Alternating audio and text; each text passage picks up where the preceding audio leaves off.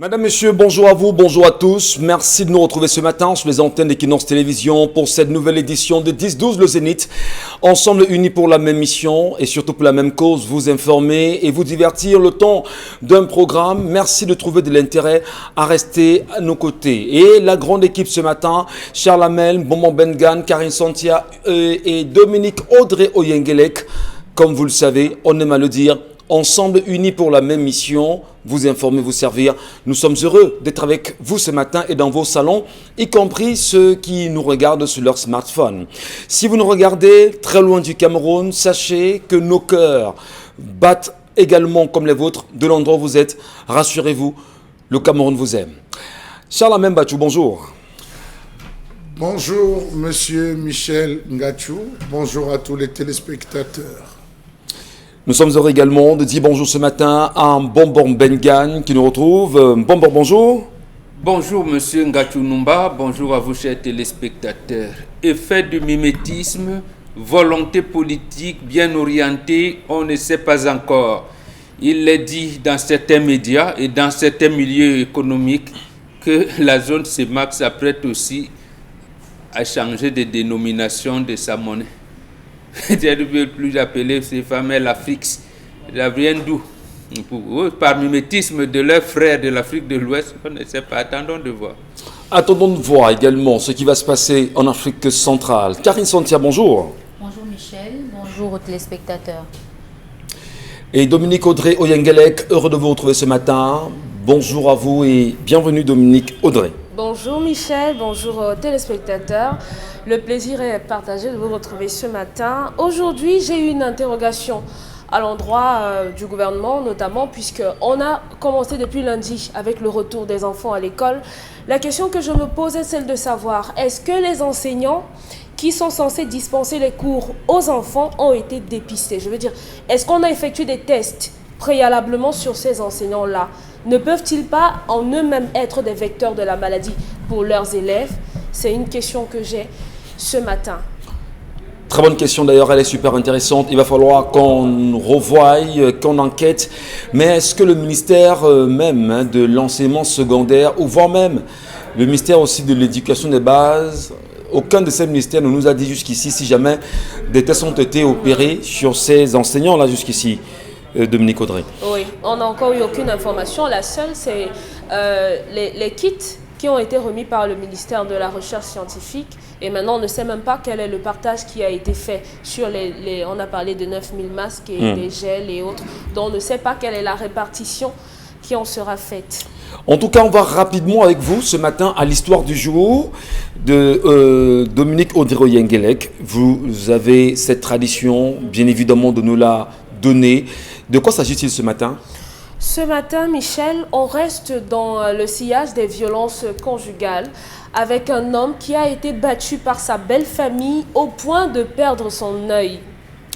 L'histoire entre les deux, le couple commence il y a 15 ans où ils se sont rencontrés, ils se sont aimés, ils se sont mariés et ils ont eu 4 enfants. Durant ce mariage, la femme de cet homme a subi des coups. Tout le temps, elle a été battue, tellement battue. À plusieurs reprises, sa famille lui a demandé de laisser cet homme si jamais il persistait dans cette voie, cette violence-là. Malheureusement, elle a continué de rester dans son foyer. Un jour, alors que son mari est rentré ivre, il y a eu une dispute et celui-là l'a frappé. Il a frappé tellement fort qu'elle s'est cognée sur le bord du lit et elle s'est évanouie. Celui-ci est sorti de la maison et c'est la voisine qui vient à la maison, qui contacte les membres de la famille de la dame qui viennent et la transportent à l'hôpital. Durant les soins qu'on lui a administrés, on finit par lui dire qu'elle n'entendra plus d'une oreille. Malheureusement, sa famille, très en colère, a décidé de rentrer avec elle en famille sans l'aval de son mari. Celle-ci, lorsqu'elle s'est totalement rétablie, a fait une sorte de fugue et est repartie chez son mari. Lorsque sa famille constate qu'elle est retournée dans son foyer, sa famille a décidé d'aller taper sur cet homme-là. Tellement on l'a battu qu'il a perdu son œil et ils ont emporté leur fille avec elle. Aujourd'hui, l'homme qui nous envoie l'histoire aimerait qu'on lui donne des conseils sur comment procéder pour pouvoir ramener sa femme à la maison et avoir le pardon de sa belle famille. Très bien. Belle famille remontée, outrée, fâchée contre le beau-frère ou le beau-fils. Oui, beau-frère, c'est encore peut-être mieux de le dire ainsi, ou le beau-fils, ça dépendra. Et qu'il soit battu au point de perdre un œil parce qu'il aurait lui aussi, au préalable, porté la main sur sa femme qui appartient à une famille, à une fratrie. Elle aussi n'entend plus d'une oreille. Et on trouve intéressant justement de retirer la fille, la ramener chez elle. Vous dites très bien, dans la famille justement de la fille, sa famille souche à elle, et lui, l'homme veut absolument retrouver sa femme, malgré l'incident, malgré la gêne, malgré le problème. Alors vous qui êtes femme, dites-vous, mettez-vous, bien évidemment, Dominique Audrey à la place de cette fille, à la place de cette femme. Vous êtes peut-être la belle-sœur de cet homme. D'un côté, de l'autre côté, vous êtes également une femme. Comment vous regardez ça? Comment vous appréciez ça? Que dites-vous justement à cet homme-là pour pouvoir reprendre sa femme? Je ne sais pas s'il y aura des mots assez forts. Je ne sais pas s'il y aura un geste assez fort pour pouvoir faire pardonner ce genre d'acte. Malheureusement, je le dis tous les jours, la qualité de l'éducation qu'on donne à nos enfants détermine les adultes qui finissent par devenir ensuite. On a dans cette situation, dans cette histoire, un homme qui s'illustre comme un monstre, malheureusement parce que étant tout petit, il a certainement vu sa mère être battue. Et comme généralement les enfants prennent pour modèle leurs parents, il a reproduit, l'ayant gardé dans sa tête, il l'a reproduit maintenant sur sa femme. Malheureusement, je crois qu'à l'unanimité, on devrait condamner la violence exercée sur les femmes. Ça devient de plus en plus récurrent. Peu importe la situation que vous traversez dans votre couple, peu importe le niveau de colère, il faudrait que les uns et les autres fassent preuve d'une certaine maîtrise de soi, dans le langage, dans la tenue et maintenant dans les actes. On ne devrait pas frapper sa femme physiquement. Il y a d'autres moyens qu'on peut employer lorsqu'on n'est pas content de son épouse. Je l'ai dit ici, vous pouvez ne pas manger, vous pouvez rentrer un peu plus tard, vous pouvez ne pas rentrer mais en donnant des nouvelles, en faisant signe que vous êtes bien vivant, en allant peut-être chez un frère, autant de choses. La violence physique sur la femme est simplement l'expression d'un mal-être. Il n'y a qu'un homme qui manque de confiance en lui qui peut se retrouver à poser ce genre d'acte. Vous êtes face à un homme qui n'arrive pas à justifier son mauvais comportement, qui n'arrive pas à justifier un certain nombre de choses. Vous verrez des femmes qui vous diront mon mari est rentré tard, dès que je lui ai posé la question, il m'a battu. Un homme comme ça, qui n'arrive pas à expliquer son mauvais comportement, son manque d'éducation de base, va utiliser les points. Mais est-ce qu'il vous a au moins dit exactement les mobiles ou les motifs qui l'ont amené quelquefois à porter main sur sa femme? Il n'a pas voulu le faire parce qu'il estime que pour lui, ce n'est pas important. Il estime que pour lui, il voudrait simplement qu'on l'aide à retrouver sa femme.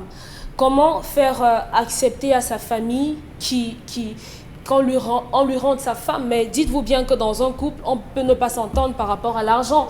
On peut ne pas s'entendre par rapport à un comportement qu'on a eu par rapport à la famille. Donc, si vous êtes en couple, si vous avez déjà été en couple, vous savez, les problèmes sont les mêmes. C'est juste les contextes et les configurations qui changent légèrement. Donc, à cet homme-là, je ne sais pas si c'est un membre de ma famille, je n'accepterai pas qu'elle revienne. On porterait plainte à cet individu parce que c'est un assassin. C'est l'oreille qu'elle a perdue, mais elle aurait pu mourir complètement. On ne devrait pas accepter ce genre de choses. Donc, que la famille de cette femme porte plainte et que lui ne se pointe pas là-bas, parce que ce n'est pas un homme, ça. C'est pas un homme. On vous a très bien suivi sur cette opinion ce matin, Dominique Audrey. Karine Santia, avec vous. Oui. On a une situation comme celle-là et il faut absolument trouver une solution. L'homme veut reconquérir sa femme. Il veut retrouver sa femme. Sa femme devrait-elle lui donner une chance ou pas? Avec sa famille maintenant surtout. Que chacun d'entre eux a un handicap suite à la violence, ils peuvent rester ensemble. Ils peuvent maintenant bien rester ensemble et se supporter. Parce que les gens pensent qu'ils ont le monopole de la violence. Et à un moment, lorsque les femmes arrêtent de parler de ce qu'elles subissent, ça arrive. Dites-vous bien que lorsque on est dans les foyers, on le dit souvent, c'est les toits qui couvrent les maisons. Et du coup, il n'est pas évident pour une femme chaque jour de venir dire aux gens que mon mari m'a frappé, mon mari m'a frappé.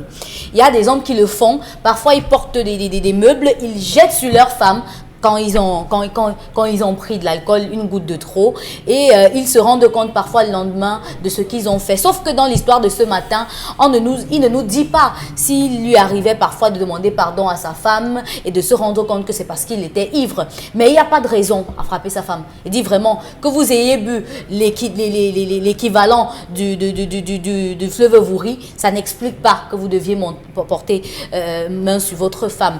Pourquoi? Parce que face à vous, votre femme est comme votre mère. Elle vous porte, elle porte vos enfants. Votre femme est comme votre sœur. Et quand vous frappez sur votre mère, vous êtes maudit. Selon ce qu'on nous explique sur ce plateau.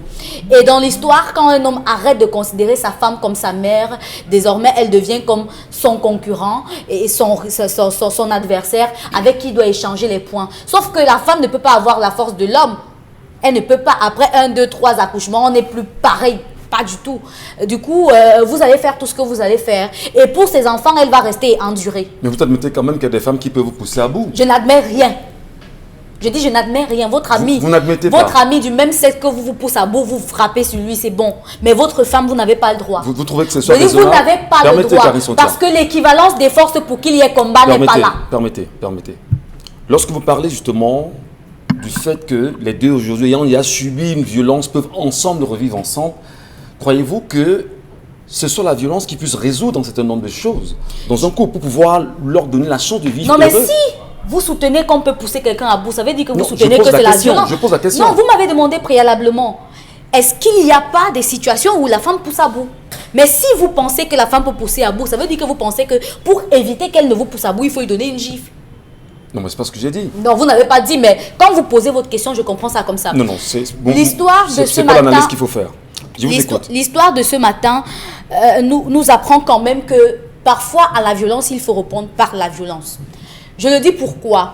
C'est la passivité des familles qui fait en sorte que les femmes continuent à subir certaines choses. Il dit la passivité des familles. C'est-à-dire que vous savez bien qu'on frappe votre fille, que votre fille souffre le martyre, mais vous dites, reste ma fille, supporte, le mariage c'est comme ça, reste pour les enfants, et ainsi de suite. Elle le vit, elle survit, elle vit dans un couple comme ça était dans la jungle, et vous digérez. Et vous voyez que les frères qui ont réagi à cela, c'est parce qu'ils ont vu qu'il y a un handicap. Il y a un handicap, on ne résout pas ce problème-là. Du coup, il faut qu'ils soient un peu à même pied d'égalité pour que à la fin... Vous croyez que la belle famille du monsieur a bien réagi en allant taper sur le monsieur au point de lui... Le problème, c'est que lui, il a d'abord frappé sa femme. Hein. N'éludez pas ça. N'éludez pas ça. Le problème, c'est que c'est lui, il a d'abord frappé sa femme. Et il n'a jamais eu quelqu'un qui lui demande que pourquoi tu fais ça sur ta femme. D'accord. Pourquoi tu fais ça sur ma fille? Parce que quand le père vous donne sa fille, il vous dit que prends bien soin d'elle. C'est la prunelle de ses yeux qu'il vous donne. Et quand vous faites cela, chaque jour, elle a les yeux au beurre noir. Chaque jour, elle se lève le matin avec les maux de tête. Aujourd'hui, c'est un pied qu'on a cassé. Et puis, elle masse un peu et ça guérit, ainsi de suite. Mais quand vous revenez avec une fille que chaque fois que vous allez lui parler, vous allez devoir parler plus fort pour qu'elle écoute. Non, mais vous n'êtes plus pareil. D'accord. Personne ne peut réagir normalement. Même si vous êtes la personne la plus calme, la plus posée du monde, je vous assure que vous allez piquer une colère, vous allez piquer une crise. En une minute simplement, je voudrais redonner la parole à Dominique Audrey, juste en une minute, parce que tout à l'heure, Dominique Audrey a semblé nous dire que cet homme doit être poursuivi. Ne croyez-vous pas, Dominique Audrey, que cet homme également peut poursuivre la famille de la fille pour les sévices corporels qu'il a reçus? Oui, il peut également. Il peut également. Je crois que c'est ça qu'on appelle la réponse du berger à la bergère. Moi, je n'ai pas voulu me prononcer dessus parce que moi, je serais allée un peu plus loin. Moi, la femme, ma famille n'aurait même pas eu besoin d'intervenir. Je serais allée plus loin. Je l'ai dit ici, je peux admettre qu'un jour, une femme ait un écart de comportement et que son mari lui donne une claque. C'est bon. Mais maintenant, plier les coups, c'est autre chose. Ça ne s'accepte pas. D'accord. Vous allez voir, il y a généralement, on nous présente sur la toile des femmes qui ont tué des hommes, des femmes qui ont versé de l'eau aux hommes. Vous pensez que ça arrive pourquoi? À un moment, le corps arrête de sentir la douleur et on est prêt à tout. Si je ne le tue pas, il va me tuer. D'accord, c'est compris. Bonbon Bengan, c'est une histoire quand même particulière ce matin.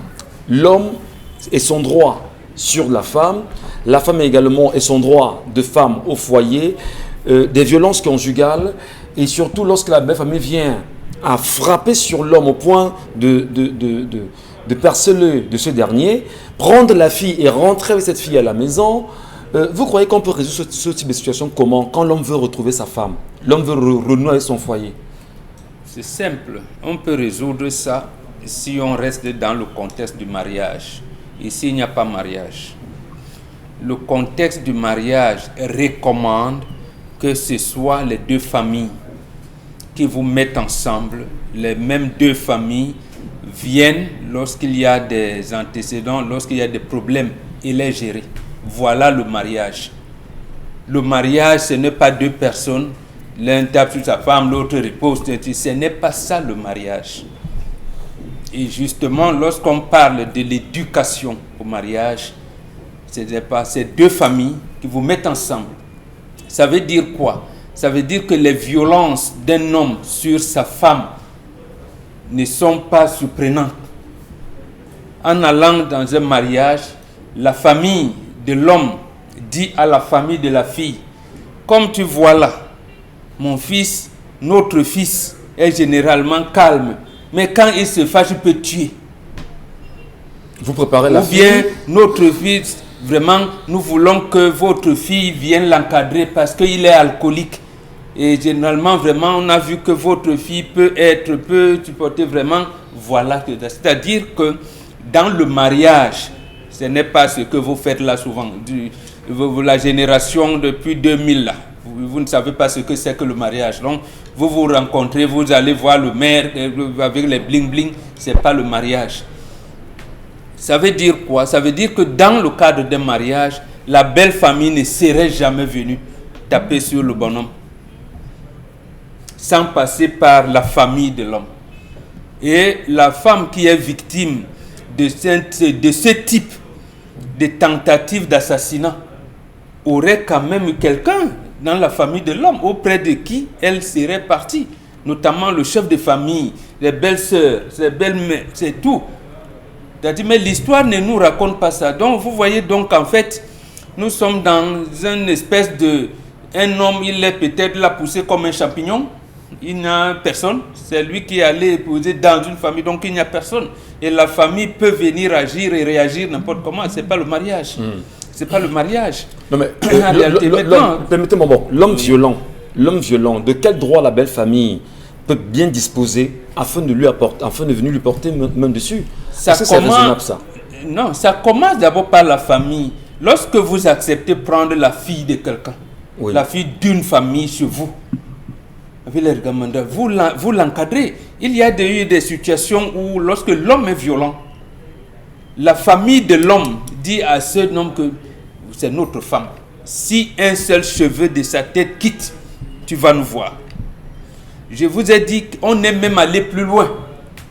Lorsque un homme est pervers, on s'est rendu compte qu'il a des femmes partout, ils viennent avec les MST, il donne à sa femme, on interdit à sa femme d'entretenir des relations intimes avec son mari. On dit, tu veux gâter le ventre de notre fille. Et précisément parce que c'est le type de situation qui font honte. Il faut que la fille aille d'abord se plaindre. Dans la famille qu'il a épousée. Oui, donc se plaint dans sa belle famille à elle, dans sa belle famille. Oui. Quand on allait l'épouser, c'est pas son mari qui parlait. Il y a un chef de famille qui parle. Et c'est le chef de famille qui prend la main de la fille pour donner à son fils. C'est comme ça que ça se fait. C'est ça le mariage. Donc est-ce que vous trouvez raisonnable que la belle famille vienne frapper sur l'homme au point de percer l'œil? Non, voilà. Tout comme je ne valide pas la violence de l'homme sur sa femme, parce qu'en fait, ce n'est même pas la bastonnade, c'est une tentative d'assassinat. De l'homme sur sa femme. Oui. Maintenant, la femme ne dit pas ce qu'elle fait, parce qu'elle peut aussi avoir été que c'est la femme qui... peut-être même que physiquement dépasse l'homme. Et l'homme, dans la réaction, a des gestes, j'allais dire, de survie et arrive à taper. Comment ramener sa femme à la maison, Bambo? D'abord, les deux s'aiment. Même en cas de bastonnade, des premières bastonnades, la femme disait toujours, je rentre. Et le mari aussi s'aime. C'est pour ça qu'on vous dit qu'en cas de mariage, en fait, c'est les deux familles qui connaissent bien leurs enfants. c'est les deux familles qui doivent s'unir et mettre les barrières en disant à l'homme, non, vraiment, voilà, c'est que tu as dépassé les bornes. À la femme, voilà le type de comportement que tu n'es pas bon, voilà où vous êtes aujourd'hui. L'une a perdu ton oreille, l'autre a perdu un œil, ce n'est pas ce qu'on attendait de vous. Et les enfants que vous avez eus, ils vont grandir dans quel environnement? Vous allez nous apporter la honte dans la famille et on leur donne de balises. Donc en fait, voilà les choses qui auraient pu être faites au départ. Parce que si la famille estime que son fils est violent, ça se discute pendant le processus de la dot. D'accord. Vous parlez justement d'enfants. Et Charles Bachou, on a des enfants, il faut les sauver et il faut sauver la famille. La cellule sociale en même temps, hein, si cette famille-là, le père, la mère et les enfants doivent se réunir. Maintenant, le père a perdu l'œil, la mère a perdu l'oreille. Et il veut reconquérir sa femme et la ramener à la maison. La belle famille dit « niet », mais il veut sa femme qu'il a dotée. Qu'est-ce qu'il doit faire? Monsieur Michel Ngachou, quand l'on passe le temps à épier l'autre, on finit par s'éloigner des vrais sujets.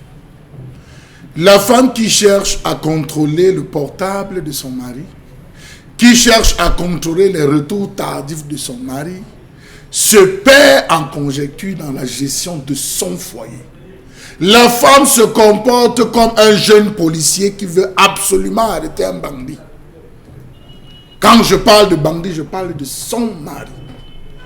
Si elle était allée à l'école du mariage, on lui aurait appris que quand ton mari rentre ayant bu, tu le laisses. Tu ne lui poses aucune question.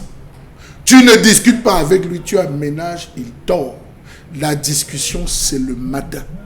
Monsieur Michel Ngachou. C'est ça l'école du mariage. Quand ton mari, quand ça bloque, la femme sait que ça bloque. Quand ton mari rentre nerveux, tu ne parles pas. Tu l'observes. Il te demande l'eau, donne l'eau. Il te dit enlève, agis. Mais nous avons des femmes qui aujourd'hui sont rentrées dans le concept du conflit, du défi permanent. Ah, tu es encore avec ta bordel. Oui, tu as passé ton temps, c'est ton passe-temps, toucher, coucher toutes les filles. Vous savez que l'alcool est un stimulant. L'alcool est un stimulant. Le gars, il rentre, vous commencez à lui dire, ah, tu étais avec tes bordels. Ah, tu es allé. Ça monte, l'adrénaline monte. Ça monte. Nous avons des femmes qui, au lieu de connaître leur mari, sont des femmes qui sont des inspecteurs Colombo sur leur mari. Vous avez certains qui ont écrit, qui ont téléchargé l'application Parallèle Space ou je ne sais pas quoi, pour suivre, contrôler leur mari, monsieur Michel Ngachou.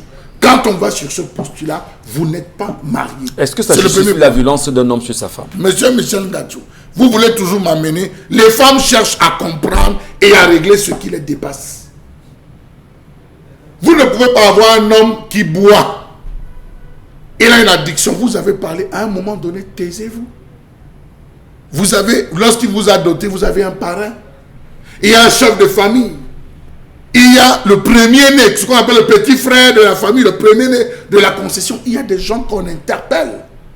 Si on avait même des vrais chefs de famille en Afrique, parce que chez nous, c'est comme ça que ça se fait.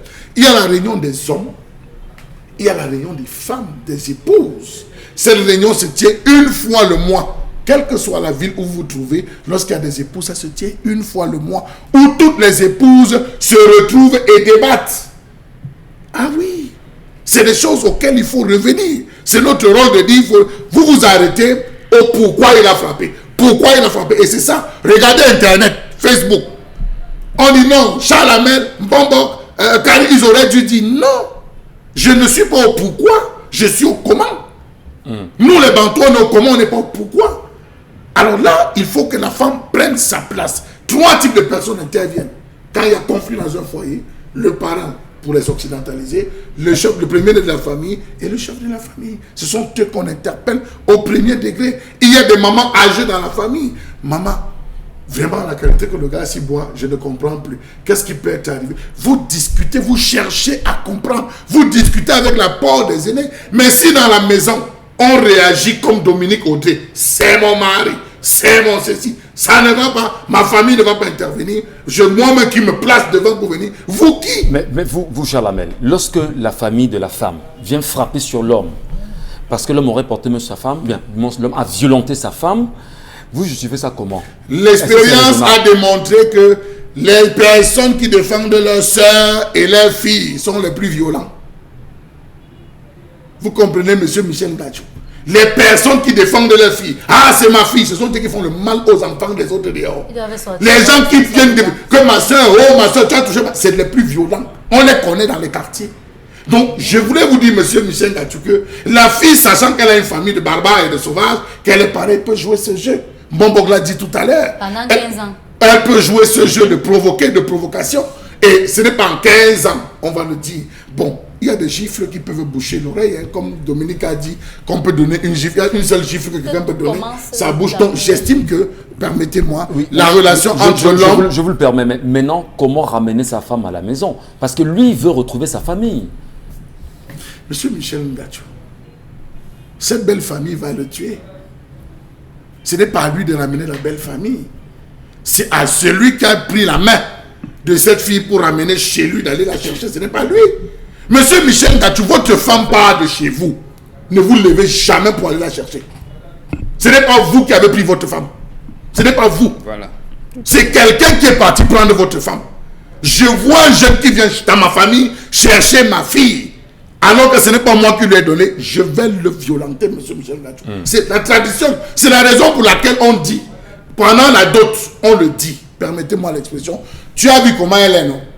Tourne-toi, ma fille. Retourne-toi. Tu l'as vu, non? Il faudrait que comme elle parte, c'est comme ça que tu l'encadres, comme nous l'avons encadré. Mais si un jour, tu te rends compte qu'elle t'énerve, où est ton chef de famille? S'il te plaît, reprends ma fille et ramène-la moi. Je vais la garder. Ce n'est pas vous, le garçon, qui répudie la fille. Ce n'est pas vous. Donc, l'homme garde sa position. Oui, c'est son chef de famille. Bon, on dit tout à l'heure qu'ils sont très amoureux tous les deux. Non, oui, mais j'ai dit, c'est les deux familles qui doivent s'entendre. Non, je ne parle pas des deux personnes. Oui, l'homme et la femme sont très amoureux. Ils peuvent même se voir en cachette, ils peuvent gérer. Mais je dis, c'est le chef, c'est son chef de famille qui va aller dire que, mais comment tu m'as donné quelque chose, tu as encore repris. D'accord. Il dit, mais j'ai repris comment? Ils vont pour parler. Ils vont pour parler à ce niveau. Merci. Merci à vous, cher Lamel. Merci, Mbombo Bengan, Karine Santier, Dominique Audrey, pour vos différents points de vue sur ce plateau ce matin. Vous aussi, madame, monsieur, laissez-nous vos différentes contributions. Qu'est-ce que ça vous inspire, l'histoire de ce matin? Quelle analyse vous en faites? Et que direz-vous à ce monsieur qui veut absolument reprendre sa femme et la revoir à la maison? Vous aussi, en tant que Camerounais et en tant que personne dotée d'une connaissance ou des connaissances, n'hésitez pas à lui prodiguer vos conseils. Et les pages sont bien connues. 10-12, le Zénith, pour ceux qui sont sur Facebook, ou encore allez rapidement vous abonner sur la page Equinox TV et sur le fil d'actualité de l'émission. Laissez-nous vos commentaires, nous les lirons comme à l'accoutumée. Dans un instant, madame, messieurs, on va parler d'autre chose. Oui, tout de suite et maintenant, on parlera de la colère du jour, signé Charlamel Mbatchou.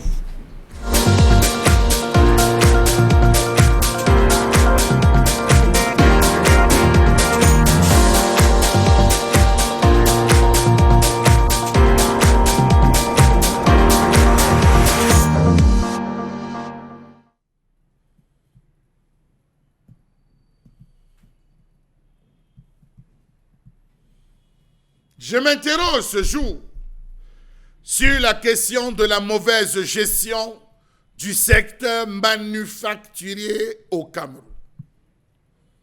Le Cameroun peut-il véritablement se développer sans avoir pensé investir dans le secteur manufacturier?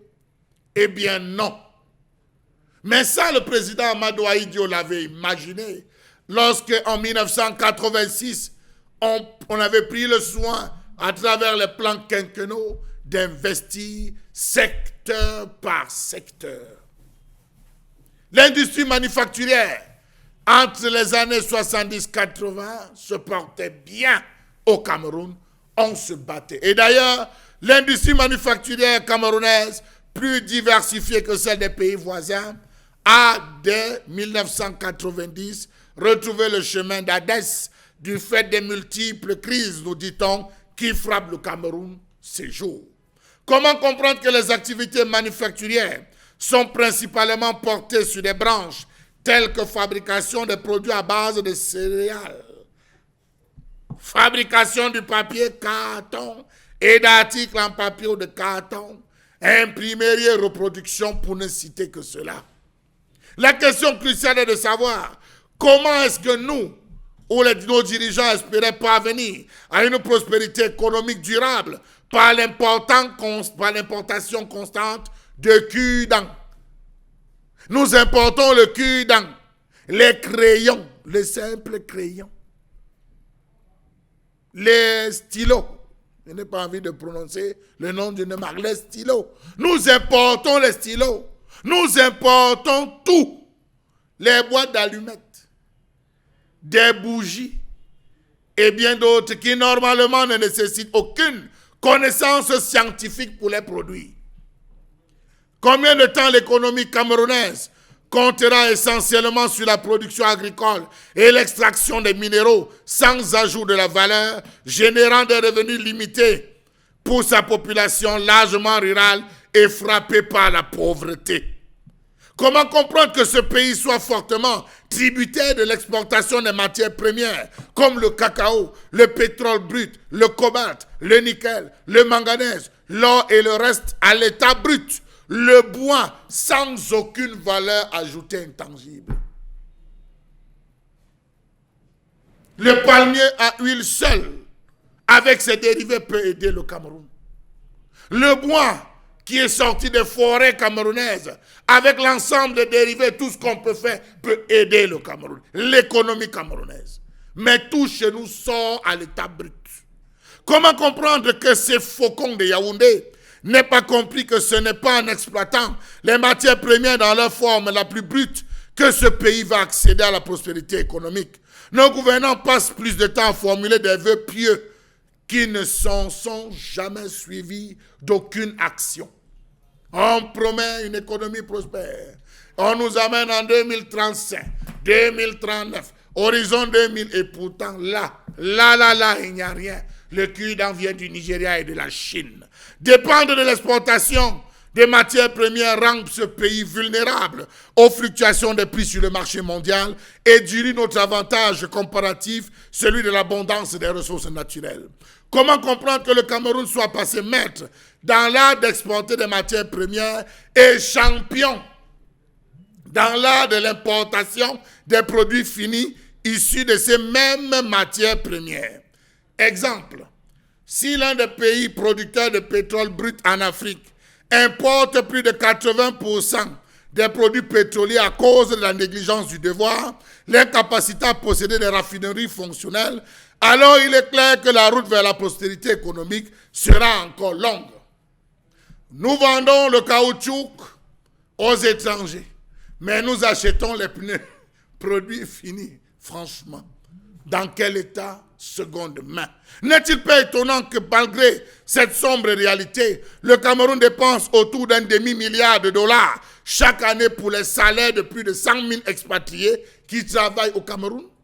Comment comprendre que la croissance du secteur manufacturier reste freinée par un certain nombre de difficultés structurelles, au rang desquelles l'insuffisance de l'approvisionnement énergétique, la concurrence acharnée de l'Asie et la contrebande qui confère un avantage induit au secteur informel, la cherté de l'électricité, sans toutefois oublier les coupures intempestives de courant qui démontrent les capacités du Cameroun à mettre en valeur son immense potentiel hydroélectrique. Comment comprendre que les ressources hydrologiques du Cameroun soient les plus importantes de l'Afrique subsaharienne après celles de la République démocratique du Congo, mais qu'on déplore que seulement 1% de cette richesse énergétique soit exploitée au Cameroun? Comment comprendre cette désarticulation persistante de l'économie camerounaise avec la faible intégration de l'agriculture à l'industrie? Comment comprendre que nombre d'industries alimentaires s'approvisionnent à l'extérieur en intrants, tandis que la transformation de produits agricoles est très souvent limitée au stade de produits semi-finis? Le secteur manufacturier souffre dans ce pays du fait de la faible densification du tissu industriel ainsi que la faiblesse des échanges interindustriels comme en Allemagne.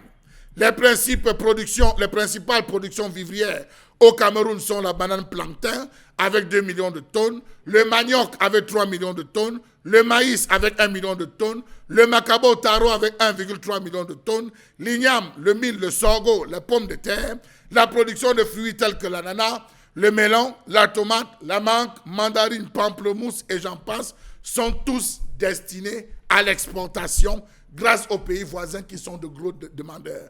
Quand est-ce qu'on nous fera des ketchup version camerounaise? Quand est-ce qu'on nous sortira des bouillons de culture à base de l'ail pour permettre à tous d'avoir cela?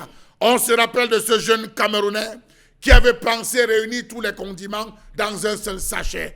Il s'est battu, à peine a-t-il mis le nez dehors, qu'il a été brisé, cassé, et aujourd'hui son rêve voué aux gémonies. Un secteur manufacturier florissant va certainement, pour ce qui est du Cameroun, créer des emplois, seule voie pour réduire la pauvreté. Mais qui avons-nous pour une vision claire? La colère, bien sûr, de Charles Amel Mbatchou ce matin. Et là, vous vous rendez compte, madame, messieurs, que nous allons vous plonger véritablement dans l'économie, dans l'industrie également, mais surtout la portée du secteur manufacturier au Cameroun. Quel regard vous y mettez, vous y portez également. C'est l'occasion aussi de vous interroger véritablement comme Charles Amel le fait.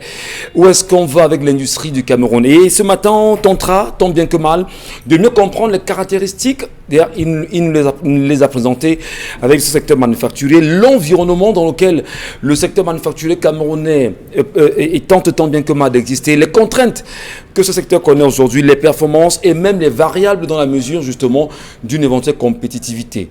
Et je me tourne d'abord vers vous, Bonbon Bengan, pour mieux comprendre. Lorsqu'on parle du secteur manufacturier, peut-être pour nos petits frères et nos petites sœurs et bon nombre de Camerounais qui ne comprennent pas ce que c'est, comment peut-on déjà définir cela pour eux? Ça veut simplement dire qu'on transforme localement et on met les étiquettes Made in Cameroun. Très bien. C'est ce que ça veut dire, de manière, j'allais dire en français facile. Oui. Voilà, Made in Cameroun ou en anglais facile. Donc il s'agit justement ce matin de mettre au centre justement de ce sujet que Charles Amel Mbatchou a mis en place, c'est la problématique justement du Made in Cameroun qu'il faut valoriser. Tout à fait, il faut valoriser le Made in Cameroun.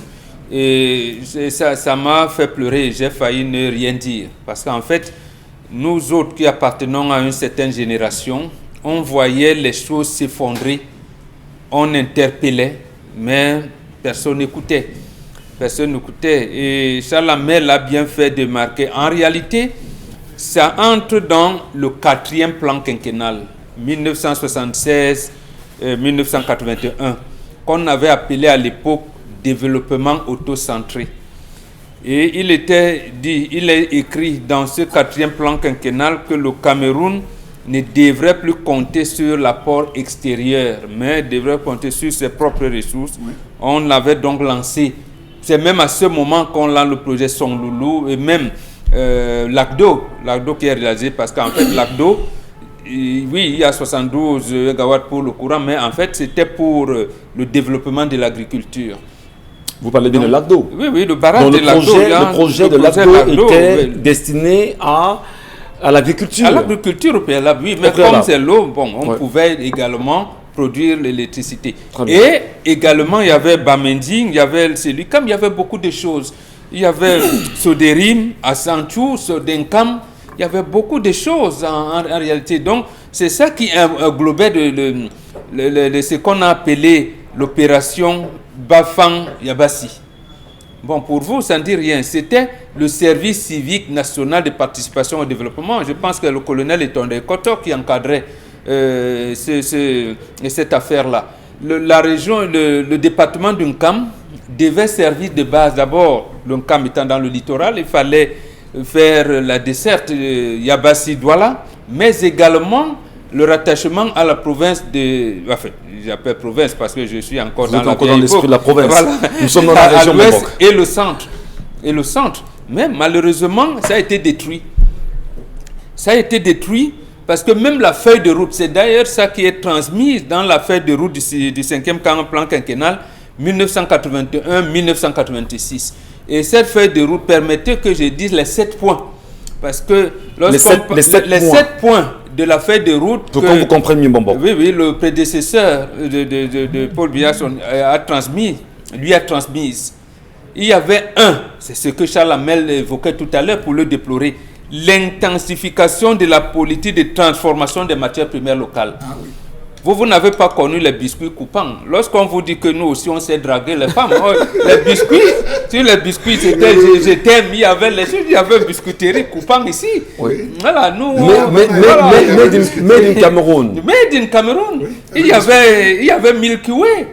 Mais on fait venir au Cameroun une multinationale pour venir tuer Milky Way, qui est sur le plan local. Bon, si on parlait de Milky Way, les gens ne comprendront pas.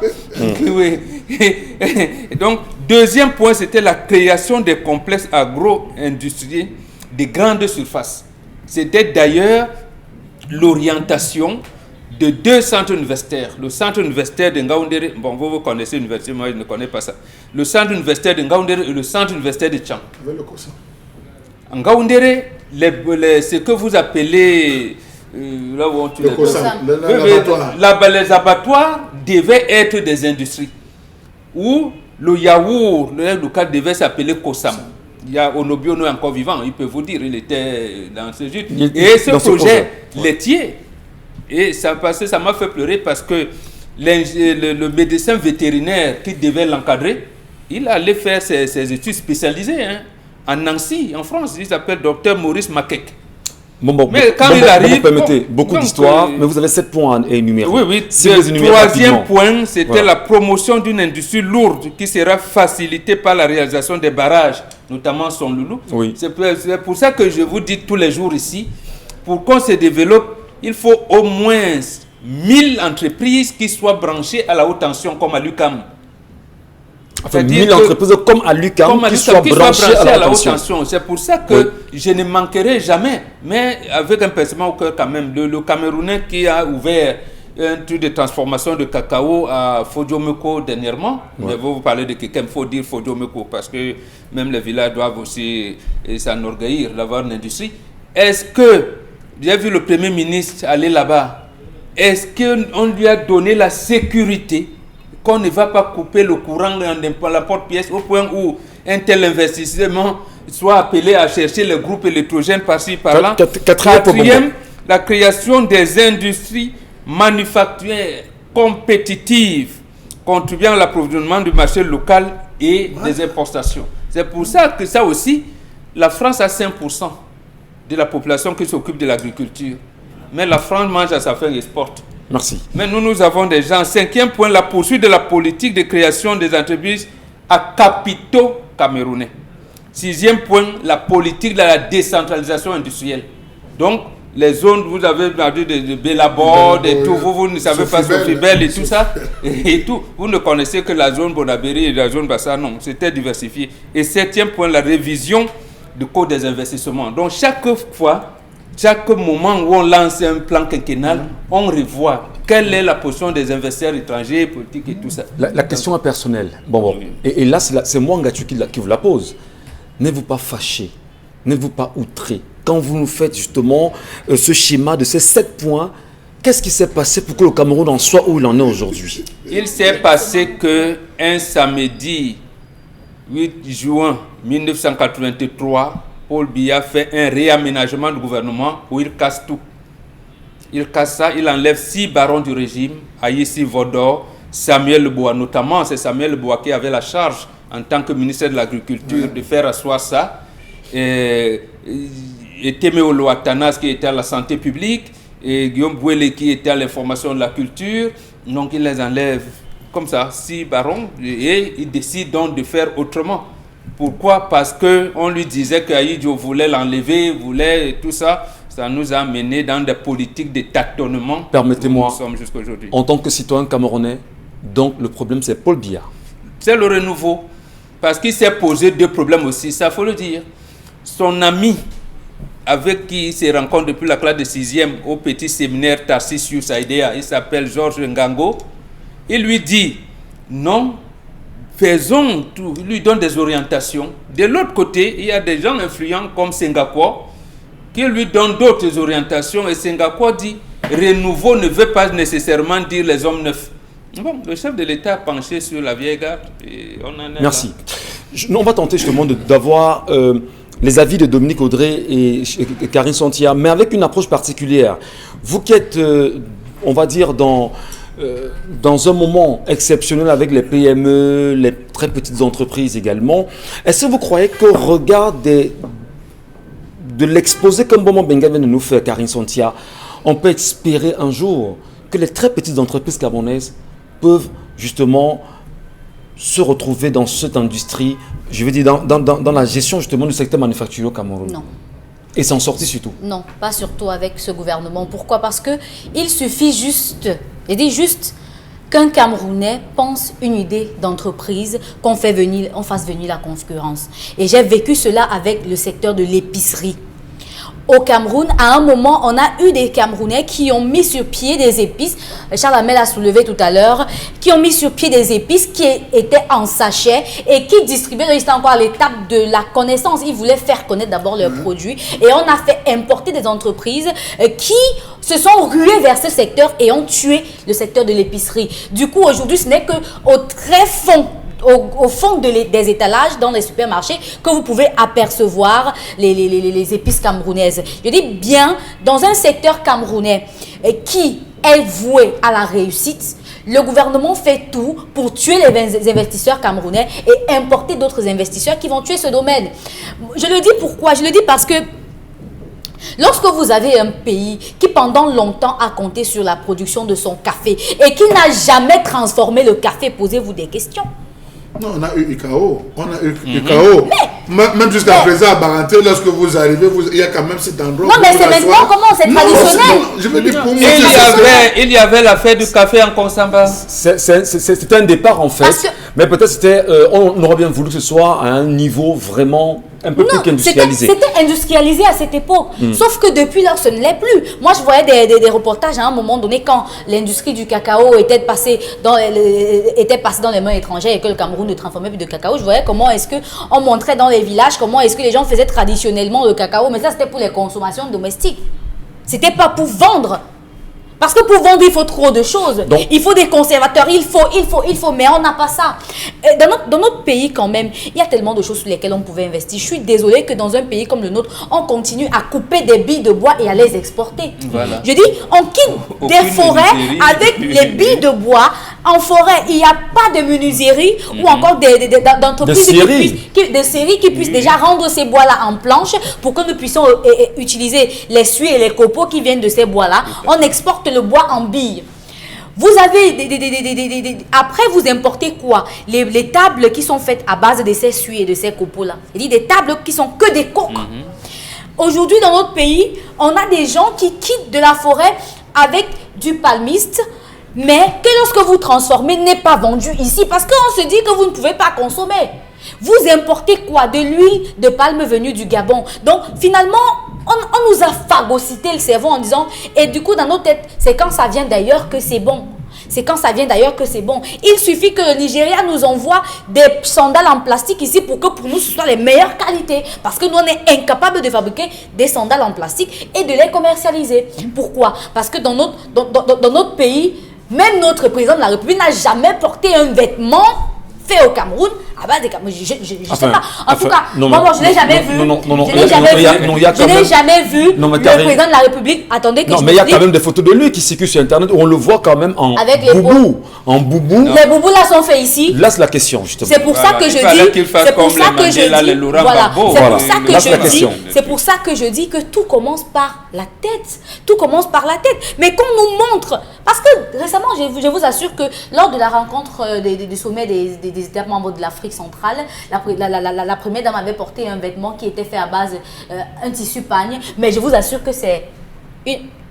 Je ne vais pas le dire parce que ça va pas faire je ne vais pas faire la publicité, mais la publicité de ce pagne-là à faire le tour d'Internet parce que l'entreprise qui produit ce pagne-là n'est pas camerounaise. Donc dites-vous bien qu'on ne fait rien pour nous. Est-ce que Dominique Audrey, le problème autour même de cette mauvaise gestion du secteur manufacturier au Cameroun, on dit très souvent que de jeunes entreprises, à peine elles sont nées, décèdent quelques mois après.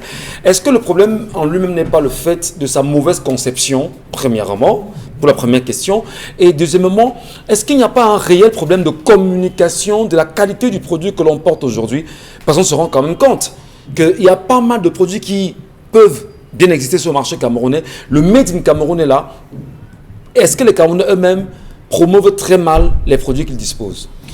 Ils ne promeuvent peut-être pas bien ces produits simplement parce qu'ils n'ont pas des moyens. Monsieur Ngachou, pour que ces entreprises puissent exploser, elles ont besoin d'un certain accompagnement. Si on va regarder, l'Asie de l'Est a pu entrer dans la mondialisation par les activités manufacturières. À cette époque-là, ils ont commencé de façon traditionnelle avec l'agriculture. Et ici, au Cameroun, le problème qui se pose avec ces jeunes dont vous parlez, qui veulent se lancer dans l'agriculture, c'est l'accès aux terres. Par exemple, vous allez voir quelqu'un, il n'aura que 500 mètres carrés pour se lancer, il ne peut pas. Il y a le problème qui est lié aux intrants également. Donc, il y a un problème d'accompagnement. Les industries manufacturières, ce n'est pas simplement ce que vous avez évoqué, ce ne sont pas simplement les épices, ce ne sont pas simplement le bois, ça va même encore plus loin. Il y a les industries extractives. Au Cameroun, par exemple, on a le fer, on a la bauxite, on a le cobalt. Avec le fer, on peut avoir des appareils électroménagers, on peut travailler sur les automobiles. Dites-moi où est passé le projet de montage, d'assemblage des voitures du Cameroun. À côté de ça, on peut utiliser le fer pour la fabrication des produits, des équipements électroménagers.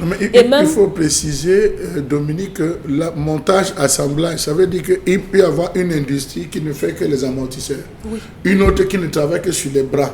L'autre qui ne travaille que sur les courroies. L'autre, oui, je dis ça, c'est le secteur, ça s'ouvre sur le courroie. L'autre qui ne fait que des volants. Volant en pot de chèvre, volant en pot de bœuf. Malheureusement, où en sommes-nous? Dominique Audrey. On a le nickel au Cameroun. Peut-être on connaît les matériaux qui ont été vendus. Deuxième réserve au monde. Voilà. Deuxième réserve mondiale du nickel. Nous sommes au Cameroun. Nous avons confié ça aux Américains. Voilà. Avec le nickel, on peut fabriquer des produits médicaux, des instruments pour pouvoir opérer, parce que cela, ça ne rouille pas. Et les matériaux électroménagers. Au Cameroun, je crois qu'on importe les seringues. Oui. On peut même aller, supposons même qu'il y ait toutes ces entreprises-là, les moyens, le décollage de la manufacture dans un pays est fonction de sa communication. La communication, ce sont les voies. On n'a pas de voies ferrées.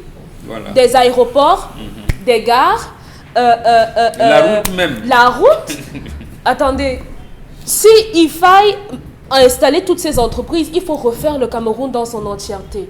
Il y a tellement à explorer. Je crois que M. Mbachou va compléter. Il y a beaucoup, tous les secteurs peuvent être mis à contribution. Et là, les PME et les PMI pourront effectivement s'ouvrir. Avoir une manufacture qui fonctionne, c'est accroître la production en interne et pouvoir exporter. On peut avoir des produits, le piment camerounais qu'on va exporter à l'intérieur. Pourquoi nous importer le piment, le poivre qui chauffe là, les gros grains de poivre là, alors qu'on a des gens qui en font ici au Cameroun? Pourquoi? Moi, je vois des documentaires à l'étranger où les gens nous présentent ce poivre-là. Il y a des chercheurs de sel. Le poivre c'est quoi? C'est Penja? Il y a des chercheurs de sel qui étudient toutes les variétés, mais c'est un luxe qu'on pourrait s'offrir au Cameroun. Donc, malheureusement, on en est très loin. On en est très loin. Très bien. Allez, vraiment, madame, monsieur, rassurez-vous, le Cameroun d'aujourd'hui s'exprime. L'intelligence camerounaise continuera justement à s'exprimer et à repenser l'avenir du Cameroun. On va vous le dire, quoi qu'il en soit, les fils de cette terre vont continuer à œuvrer pour construire leur nation, pour construire leur pays et lui redonner effectivement ses lettres de noblesse. Même s'il y a eu 38 ans de passage à vide, le Cameroun continuera encore à exprimer son intelligence et nous ne baisserons jamais les bras. Juste une pause et on en reparle.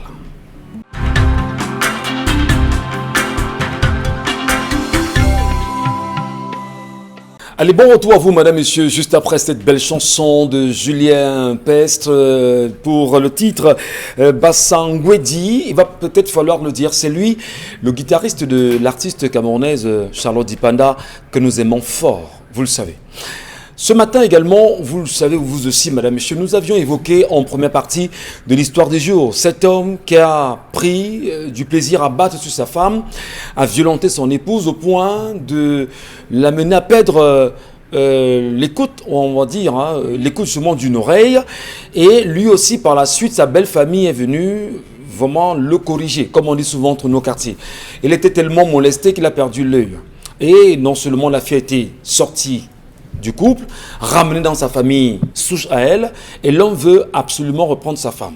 Espérons que vos différentes contributions, on les lira tout à l'heure, et on va tenter de comprendre les différentes approches des Camerounais que vous êtes. Merci pour la confiance. Mais surtout, avec la chronique du jour, Charles Lamemba est revenu, vous le savez, sur la gestion du secteur manufacturier au Cameroun. Et on a quand même retouché la gestion des PME, notamment, et ou même encore des TPE, qui aussi devraient grandir, mais surtout, quelle place garde-t-on, ou encore quel regard jette-t-on sur le Made in Cameroun aujourd'hui? Charles Lamemba, je me retourne vers vous pour mieux comprendre ça. Est-ce que le Cameroun peut avoir un éventuel, entre guillemets, espoir pour pouvoir se repositionner et avoir un secteur manufacturier crédible? Monsieur Michel Ngachou, je vous réponds cash. Ce qu'on pouvait faire, on a fait. Ce qui reste à faire, on ne peut plus. Enfin, ils ne peuvent plus. C'est pas assez pessimiste ça, Charles Lamemba? Je vous dis que ce qu'ils devaient faire, ils ont fait. Nous aider à comprendre qu'ils n'ont rien fait. Donc, comprenez, nous ont aidé à comprendre qu'ils ne peuvent rien faire.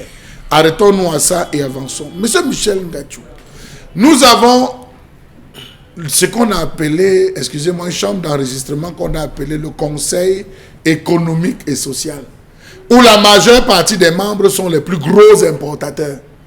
On va réfléchir comment là-bas? Ben là, ils ne sont plus que deux maintenant. Hein. Mais je dis, on va réfléchir comment là-bas. Quand moi j'importe le riz, tu importes le poisson, tel importe aussi. On va réfléchir à développer les usines. Imaginez-vous, nous avons un Camerounais qui importe la sardine depuis 30 ans au Cameroun. Un Camerounais qui importe la sardine depuis 30 ans. Qu'au Cameroun, on ne fasse même pas les conserves, les boîtes de conserve pour sardines. Non mais comment dites-moi? Je dis, il importe depuis 30 ans. Dans la boîte. La sardine au Cameroun, c'est un Camerounais. Il a l'exclusivité depuis 1979. Attendez, monsieur Michel Ngachou. Il devait déjà nous lancer une usine. Oui, on a le matériel. Mais attendez, monsieur Michel, on devrait acheter le poisson. On a une unité ici. Nous avons des mamans qui nous font des sardines le matin à l'école. Bon, je dis des sardines, elles mettent dans l'huile, elles préparent. Vous arrivez à vendre ça à 200 francs, les gros petits morceaux de sardines. Non, pour avoir une usine de fabrication. Vous vous imaginez qu'à une époque, on fabriquait, à l'époque d'Aïdjo, on faisait des sacs Mukuta. Oui. Et qu'aujourd'hui, on importe.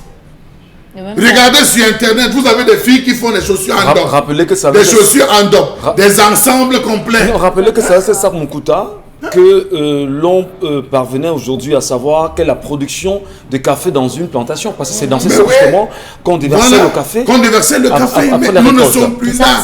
On va vous dire la crise est montée, la crise est descendue. Entrez dans un abattoir. Vous avez des gars qui font, j'étais à Garoua, j'étais à Gaoundéré, mais on vous fait des samaras en peau de chèvre, on vous fait des chaussures en peau de bœuf. Mais monsieur Michel Ngachou, vous avez des jeunes aujourd'hui au Cameroun qu'on appelle vulgairement des cordonniers, mais qui fabriquent des chaussures.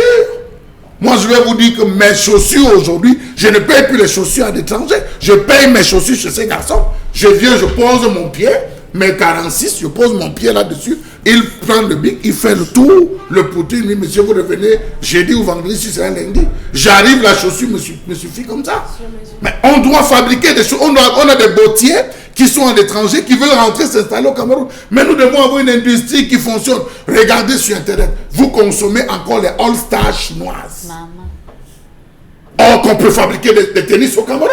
Bon, on se rappelle de ce blanc, ou c'est ce blanc qui a voulu faire des chaussures Sawa ou quoi. Sawa. On l'a chassé, il a fait plutôt ça. Mais peut-être donner le nom de la marque peut être... Non, mais on l'a chassé. On l'a chassé. Nous parlons d'un Camerounais, on a diffusé ici. Oui, mais lorsque vous parlez de All-Star, il ne faut pas non plus que les Camerounais aient l'impression que, voilà... Non. Je veux dire, Monsieur Michel Ngachou. Si vous permettez une seconde, sans vous aller en France, on vous parle de la spécificité française. Vous faites comment? Mais bon, donc le problème n'est pas là. Le All-Star, ce n'est pas une publicité. Ce n'est pas une publicité. En Suisse, on parle du chocolat suisse. Voilà. Pourquoi au Cameroun? Non, mais monsieur Michel Ngachou, monsieur Michel, nous avons le bâton chinois. On vient acheter vos bâtons ici, on met en forme de cube, on va vendre en Europe. Mais nous avons un secteur seulement les boîtes. Il peut y avoir une usine qui fabrique les boîtes, une usine qui découpe, l'autre qui met le soufre. Mais c'est possible. Donc on n'a aucune chance, c'est ce qu'on a retenu. Mais je dis, nous sommes morts. Ce qu'ils pouvaient faire, ils ont fait. Vous avez un tapis en peau de bœuf. Je suis en train de chez plusieurs, elle a dit, ils ont des tapis au salon en pot de bœuf. Tout ce que vous avez chez vous, c'est de l'importer. Est-ce que vous savez que même les hôtels camerounais, il y a un hôtel qu'on va bientôt habiller ici à Douala, on a passé la commande de près de 40 conteneurs, 40 pieds qui viennent de la Chine pour équiper tout un hôtel. Nous avons quoi donc de rustique propre à nous? Quelle est l'industrie qu'on va développer? Mais attendez, prenons la peine, je veux le dire. Il faut qu'on dise certaines vérités. On ne parvient pas à développer, à mettre en avant les compétences et les qualités des Camerounais. Le secteur manufacturier, on fait la papeterie. Imaginez combien on achète en termes de papier en Chine. Les cartons. Allez imaginer. Nous devons changer, monsieur Michel Ngadjou. Une économie qui se veut prospère. Au niveau de Guinée, nous avons la fumée qui veut tuer les populations de Guinée à cause d'une entreprise qui fabrique le ciment. Ah oui, c'est des fumées nocives dans cette zone. On peut avoir une université à ce niveau. Il y a un jeune qui a mis sur pied un start-up pour capter la pollution de l'air et réduire le réchauffement climatique. Il allait présenter, il a dit que dégage d'ici très rapidement. Tu es qui pour venir présenter des choses comme ça au ministère? Alors vous voyez, s'il y a cette volonté et la main d'œuvre et l'accompagnement, l'économie du Cameroun va décoller. Mais comme nous avons apparemment une main qui est au-dessus de la main qui dirige le Cameroun, qu'est-ce que vous voulez? J'aurais bien voulu qu'on essaie rapidement de mieux comprendre Sambon Bengan, mais on va y revenir certainement. Donnons la possibilité à Karine Santia de nous relire certainement ce matin les différentes propositions des téléspectateurs, les messages qu'ils nous ont laissés, Karine. Quand je réalise que c'est un étranger, voilà, ça c'est ce qu'on a, je ne vais pas lire ce message, c'est déplorable, on nous parle toujours du Cameroun, des grandes opportunités, des grands chantiers. Je rejoins une artiste qui avait dit que ce régime est arrivé au bout de ce qu'il pouvait nous proposer. Le nouveau président aura du pain sur la planche. Saïd Diam qui nous écrit: ce pays tue la jeunesse et le génie de son peuple. Ils ne peuvent plus changer ce pays, quelle que soit leur méthode, ils doivent juste passer la main. Franchement, voilà un autre message concernant notamment l'histoire du jour, que le monsieur s'appuie sur sa famille pour récupérer sa femme, la pardonner ensuite, que le couple s'inscrive à l'école du mariage. Pour l'histoire du jour, je conseillerais le mari de ne pas aller chez sa belle famille négocier le retour de sa femme, car les mêmes causes produiront les mêmes effets si les deux belles familles ne tirent chacune sur les oreilles et l'attention des deux toutoureaux afin de les unir de nouveau pour un lendemain meilleur et propre pour les enfants. Un autre message. La sagesse du mariage s'acquiert dans la souplesse du conjoint et surtout la soumission de la femme. Elle doit jouer le premier rôle. Alors, un autre message concernant l'histoire du jour, je partage l'avis de Bombo. Cette femme aurait dû aller se plaindre dans sa belle famille et pas sa famille, parce que, comme on le dit, la fille peut pardonner, l'homme aussi, mais pas les familles. On va prendre les messages, notamment sur la page Equinox TV, cette fois-ci. Alors, un instant. Qu'il charge. Vous avez justement le temps pour nous lire. Alors, tant bien que ces Camerounais fabriquent, le prix de ça peut tuer quelqu'un.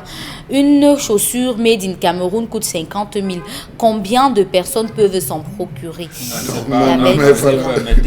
À l'époque, quand on fait venir cette multinationale européenne ici, nous on achetait le lait à 300 francs.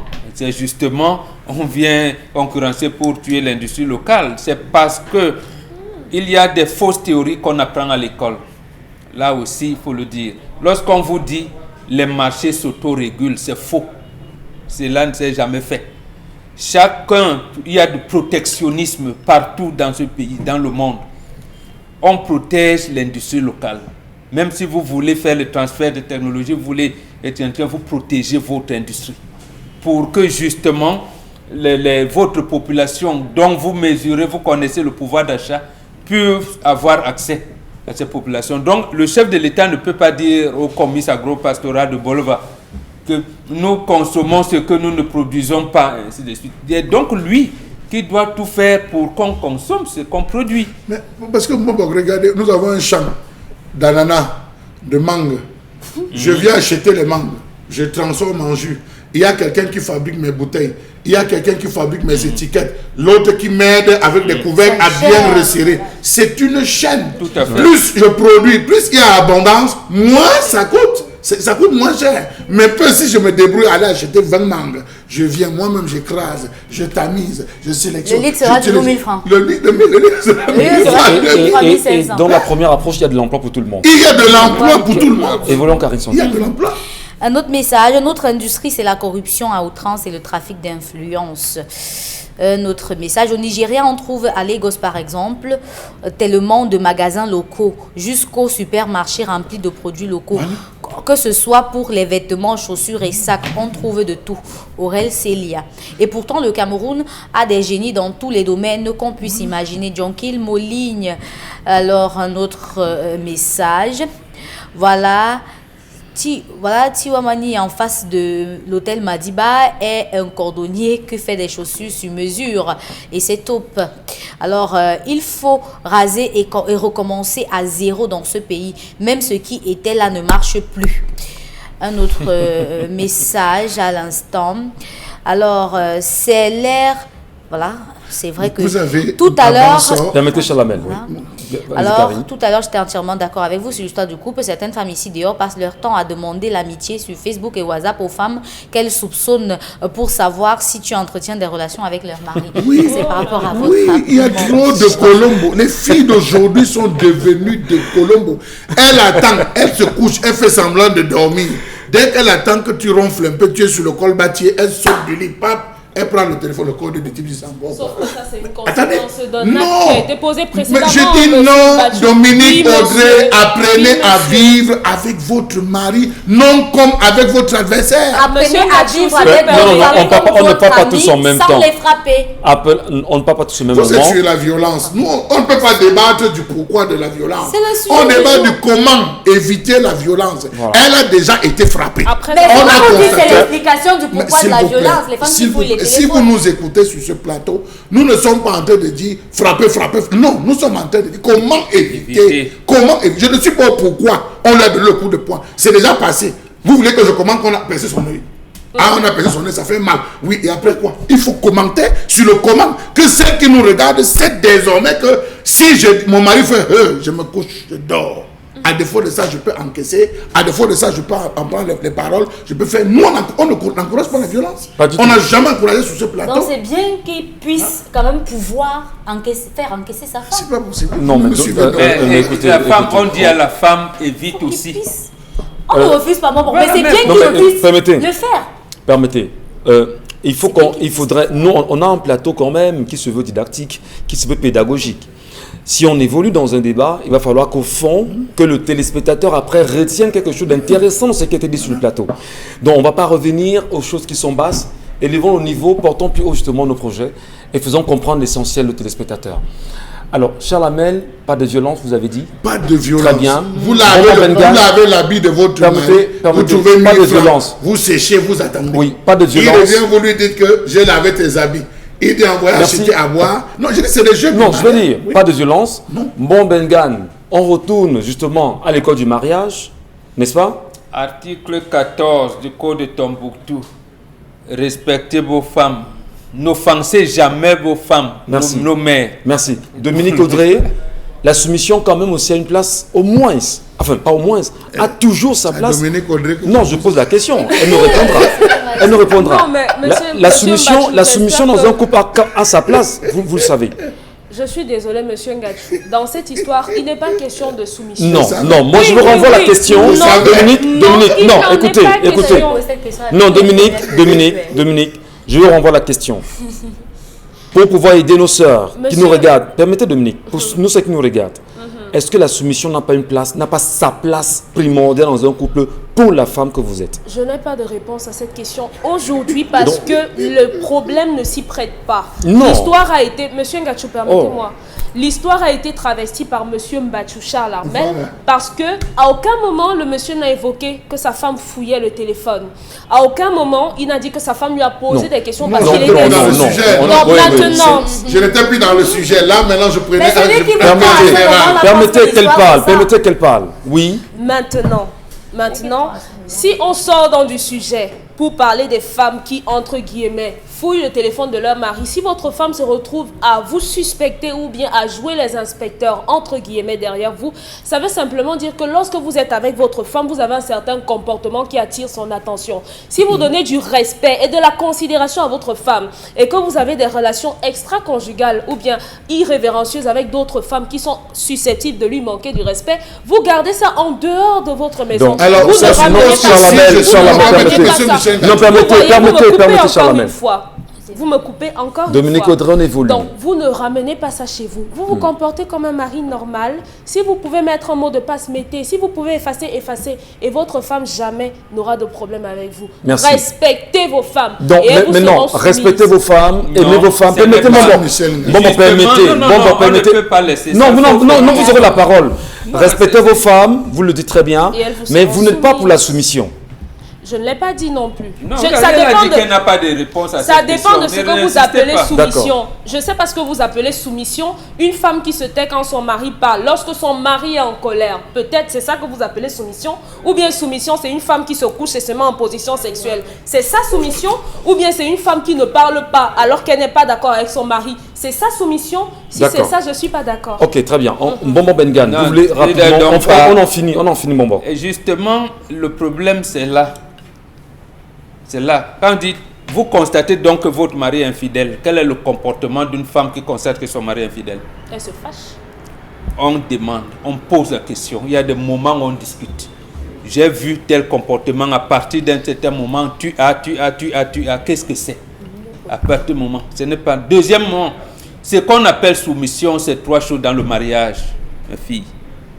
Mariage, c'est le respect mutuel. On commence par là. Deuxièmement, l'assistance et l'accompagnement. Ok. C'est ça qu'on appelle soumission. D'accord. Est-ce que vous assistez votre mari?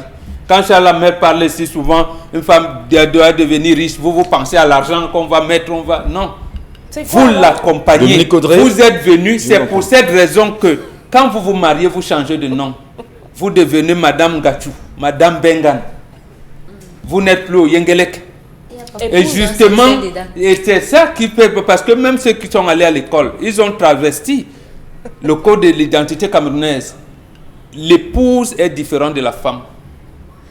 Quand on dit Madame Bengan épouse Ngotel, c'est différent de Madame Tel Bengan. C'est différent.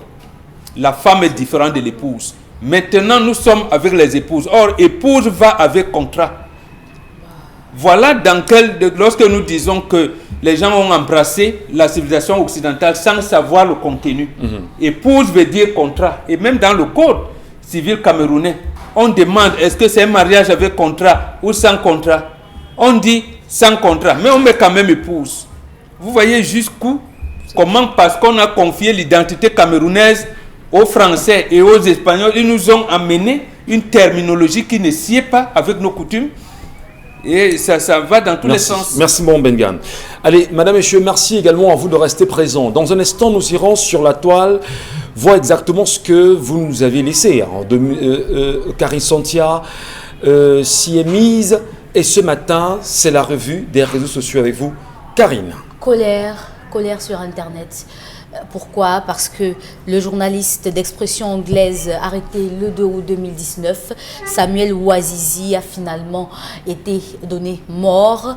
Et hier, c'est Equinox Télévision qui a donné cette nouvelle pendant le 20h. Et la toile s'est ruée de colère. Pourquoi? Parce qu'il était gardé depuis 1 an et on ne savait pas où il était. Sa famille n'avait pas pu entrer en contact avec lui jusqu'ici, mais finalement, il est donné mort. Sujet assez fort quand même. Et hier soir, dans le cadre du 20h, madame, monsieur, vous l'aviez regardé, vous aviez entendu, et les différents reportages qui ont été menés autour. Et Equinox Télévision a eu l'exclusivité de cette information et a fait la grande révélation de ce que Samuel Ouazizi n'était plus. Le journaliste d'expression anglaise qui, comme l'a très bien dit Karine, depuis pratiquement 1 an, on n'avait plus de nouvelles de lui.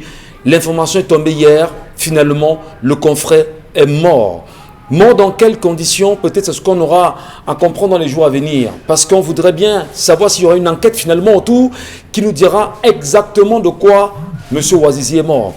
Bon, Bengan, Le Cameroun aujourd'hui devient un pays, on va dire, dangereux.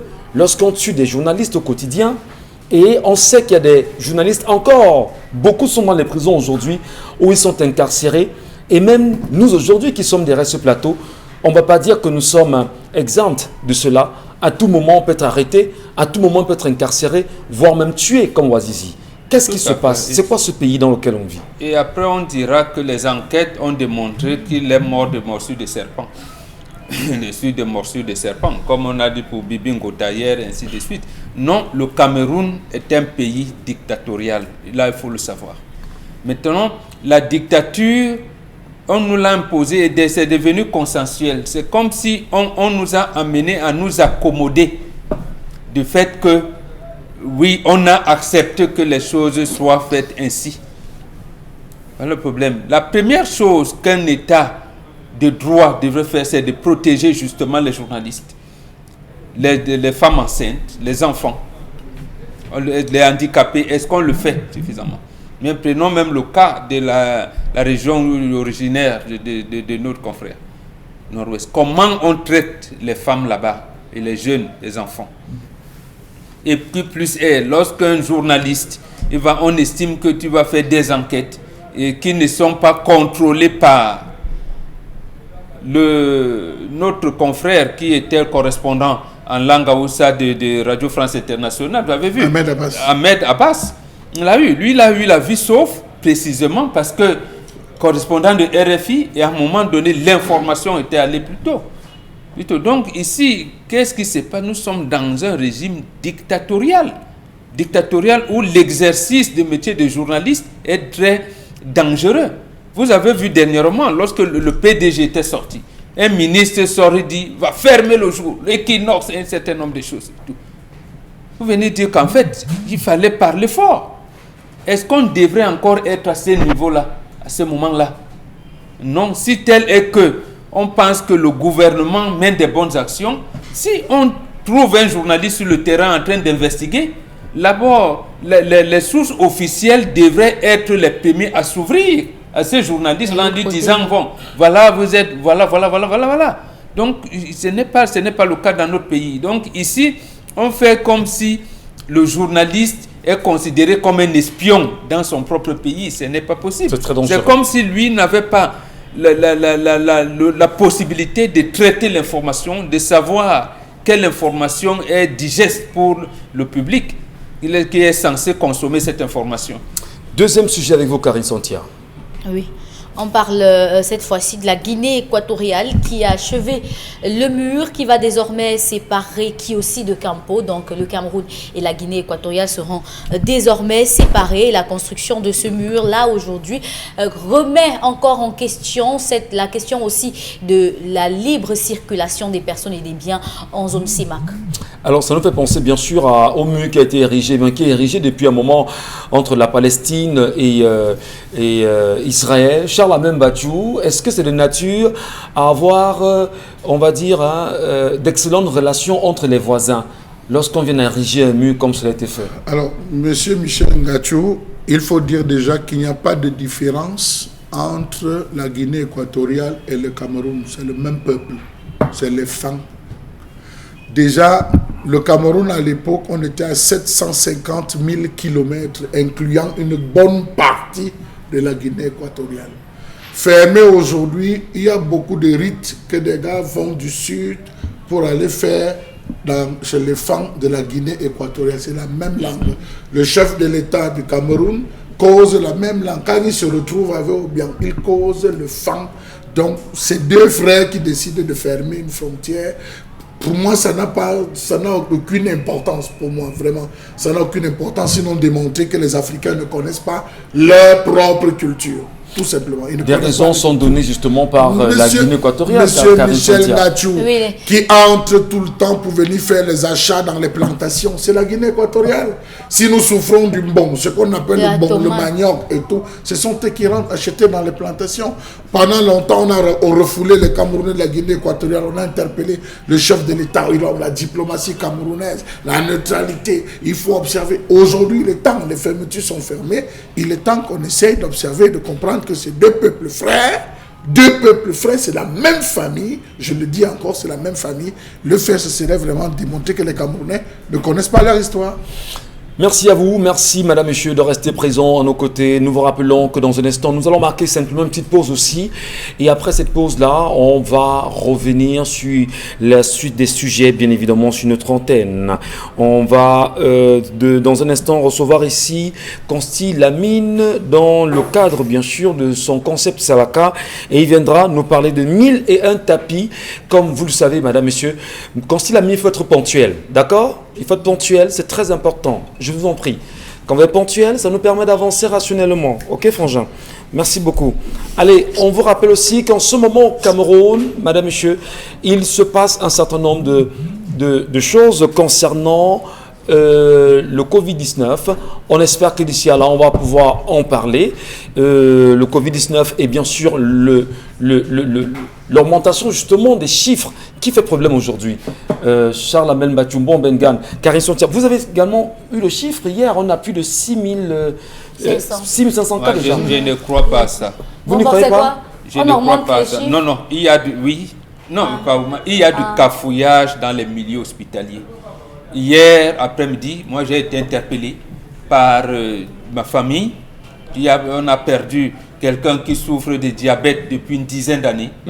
Étant allé chez son médecin traitant dans une clinique privée, leur a dit que non, il a remonté la famille en leur disant vraiment il est en phase terminale.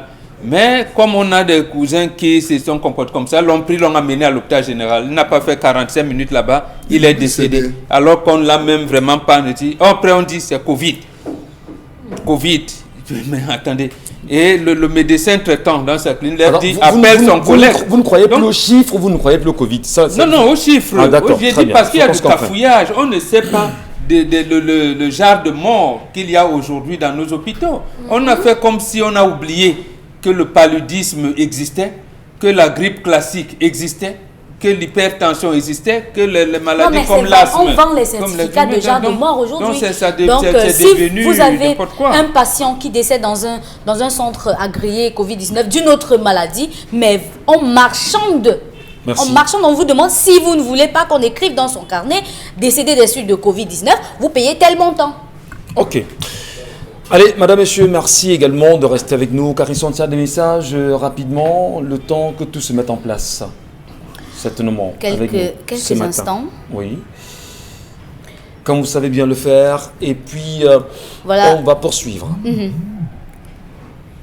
C'est pas évident. Hein. Oui, c'est pas évident, on peut comprendre. Alors, voilà. Alors, ce matin, un message qui... Il y a pas mal de messages qui arrivent. On demande, il y a des messages qui demandent, Peter Aaron qui demande au gouvernement de s'asseoir chaque jour et regarder Equinox pour apprendre des stratégies pour gérer. Alors, vous avez les maquereaux, les sardines fraîches. Le Cameroun a tellement de poissons et importe les sardines. Ce pays doit changer. Ah, c'est Tatajo qui écrit. Et pourtant, le Cameroun a des génies dans tous les domaines. On a déjà lu ce message-ci. Alors, Kagame l'avait déjà dit sur les peuples africains. Ceux qui veulent qu'on évolue ensemble, tant mieux. Ceux qui veulent évoluer seuls, tant pis pour eux. Un autre message. Nos dirigeants importent tout jusqu'au cure-dent. Vraiment, c'est déplorable et ça fait froid dans le dos. Alors qu'il y a presque tout dans ce très beau pays. Que le Seigneur continue à veiller sur nous. Merci, Karine. Allez, rapidement, allons retrouver cette fois-ci Consti Lamine, qui est prêt et qui est là. Bonjour, Consti. Alors, bonjour, mon cher ami, et bonjour, bel et bien, tous les téléspectateurs de cette émission. Et merci d'accueillir le concept Salaka chez vous. Merci d'accueillir le concept de vente et de communication qui vous réserve un cadeau spécial pour le compte, bien sûr, de ce jour. Avant donc de présenter cet élément qui annonce un événement particulier au magasin 1001 tapis, je rappelle que tous les clients qui vont acheter un laptop vont bénéficier de ce parapluie à 150 francs. C'est un parapluie d'une valeur de 2500 francs, mais vous l'aurez du côté du magasin magasin 1001 tapis. Pour tous ceux qui vont acheter un laptop, vous l'achèterez à 150 francs, ce magnifique parapluie, parce que la saison pluvieuse a bel et bien commencé. Il n'y a pas que des parapluies, il y a également des morceaux de savon de 400 grammes pour tous les clients qui vont faire les achats du côté du magasin 1001 tapis. Après donc les cache-nez, cette semaine, nous donnons les savons gratuitement à tous nos clients du côté bien sûr du magasin 1001 tapis en face du palais d'Ika. Et je rappelle également que dans le cadre de cette émission de ce matin, il y a du nouveau, il y a du bon, il y a de la qualité. C'est bien sûr du côté du magasin 1001 tapis. Nous allons tout de suite commencer par cet élément. Regardez bien sûr cet élément, chers téléspectateurs, et lisons ensemble. Le magasin 1001 tapis remercie sa clientèle en leur offrant une autre réduction des prix du 1er au 31 juin 2020. Weti concept Salaka n'a pas pour élélé. C'est vraiment du poporélélé avec le concept Salaka au magasin 1001 tapis. Vous connaissez les anciens prix, vous les connaissez, notamment les robots mixeurs à 12 000, les bouloirs à 6 500. Mais pour le compte de ce mois de juin, tous ces produits-là vont avoir une baisse totale des prix. Regardez ceci par exemple, des tapis de prière et des tapis de sport. Vous les avez à 1000 francs du côté bien sûr du magasin 1001 tapis. C'est en face le palais d'Ika.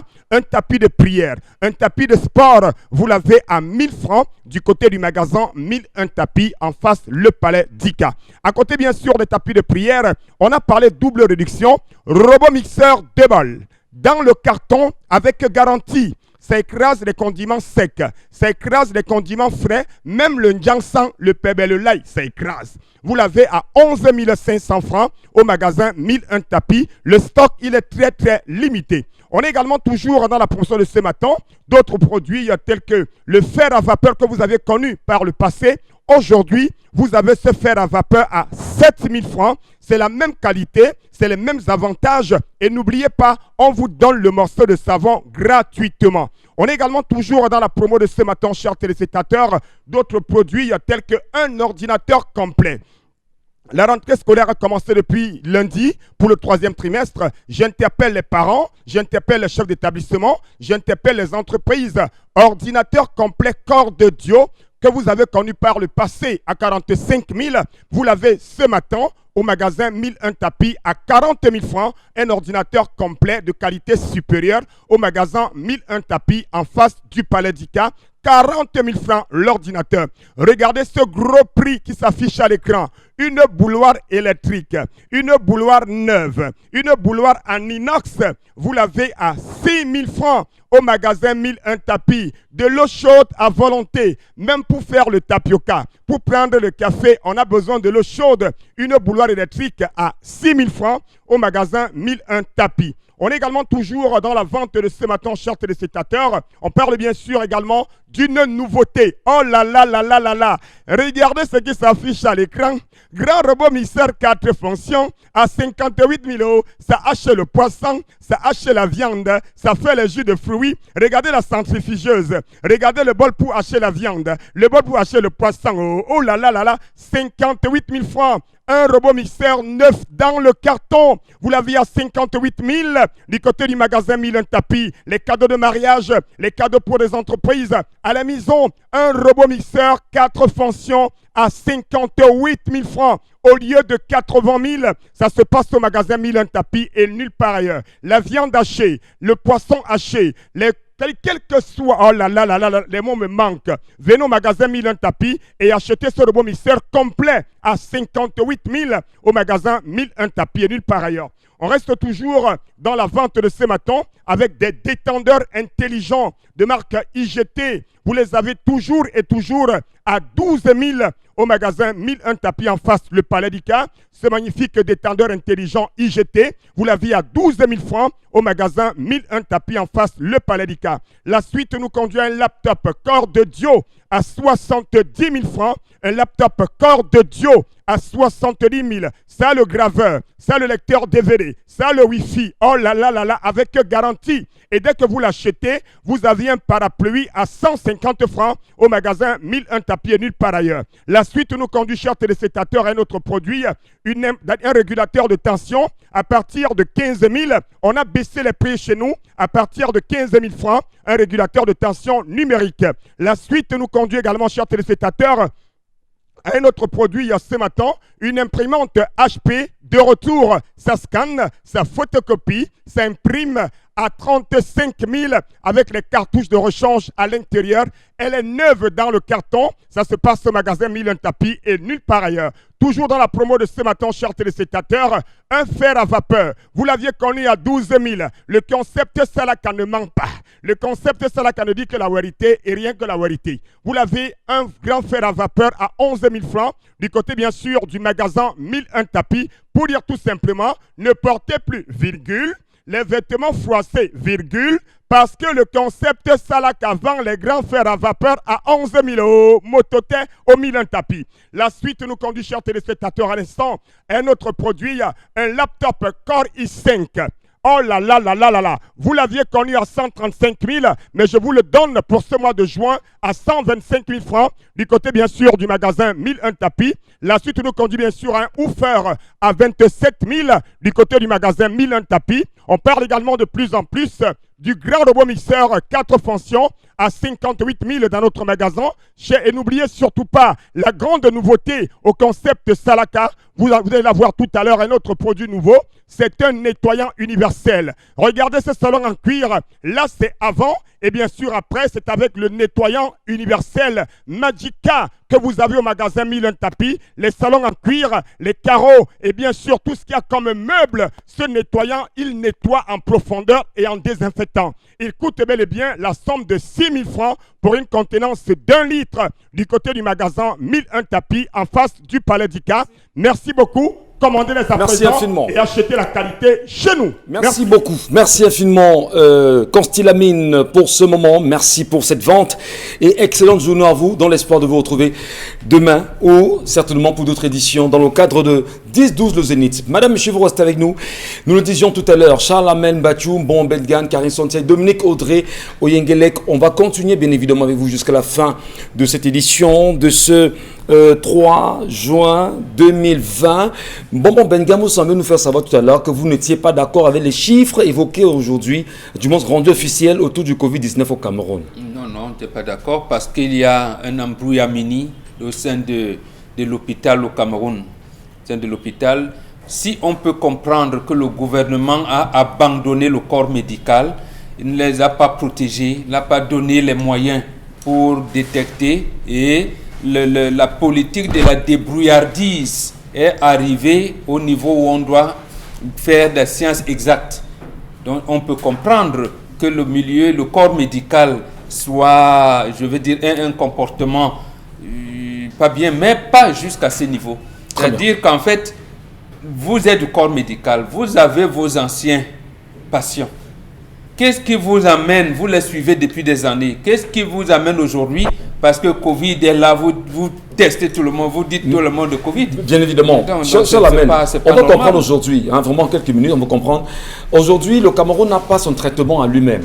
On a certes des traitants qui sont autour de nous et on a l'impression que le Cameroun fait tout pour ne pas faire confiance à la phytothérapie ou aux traitants camerounais, dont il y a des preuves aujourd'hui qu'il y a des Camerounais qui étaient porteurs de Covid hier et qui sont guéris aujourd'hui. Comment est-ce qu'on peut expliquer cette attitude du gouvernement?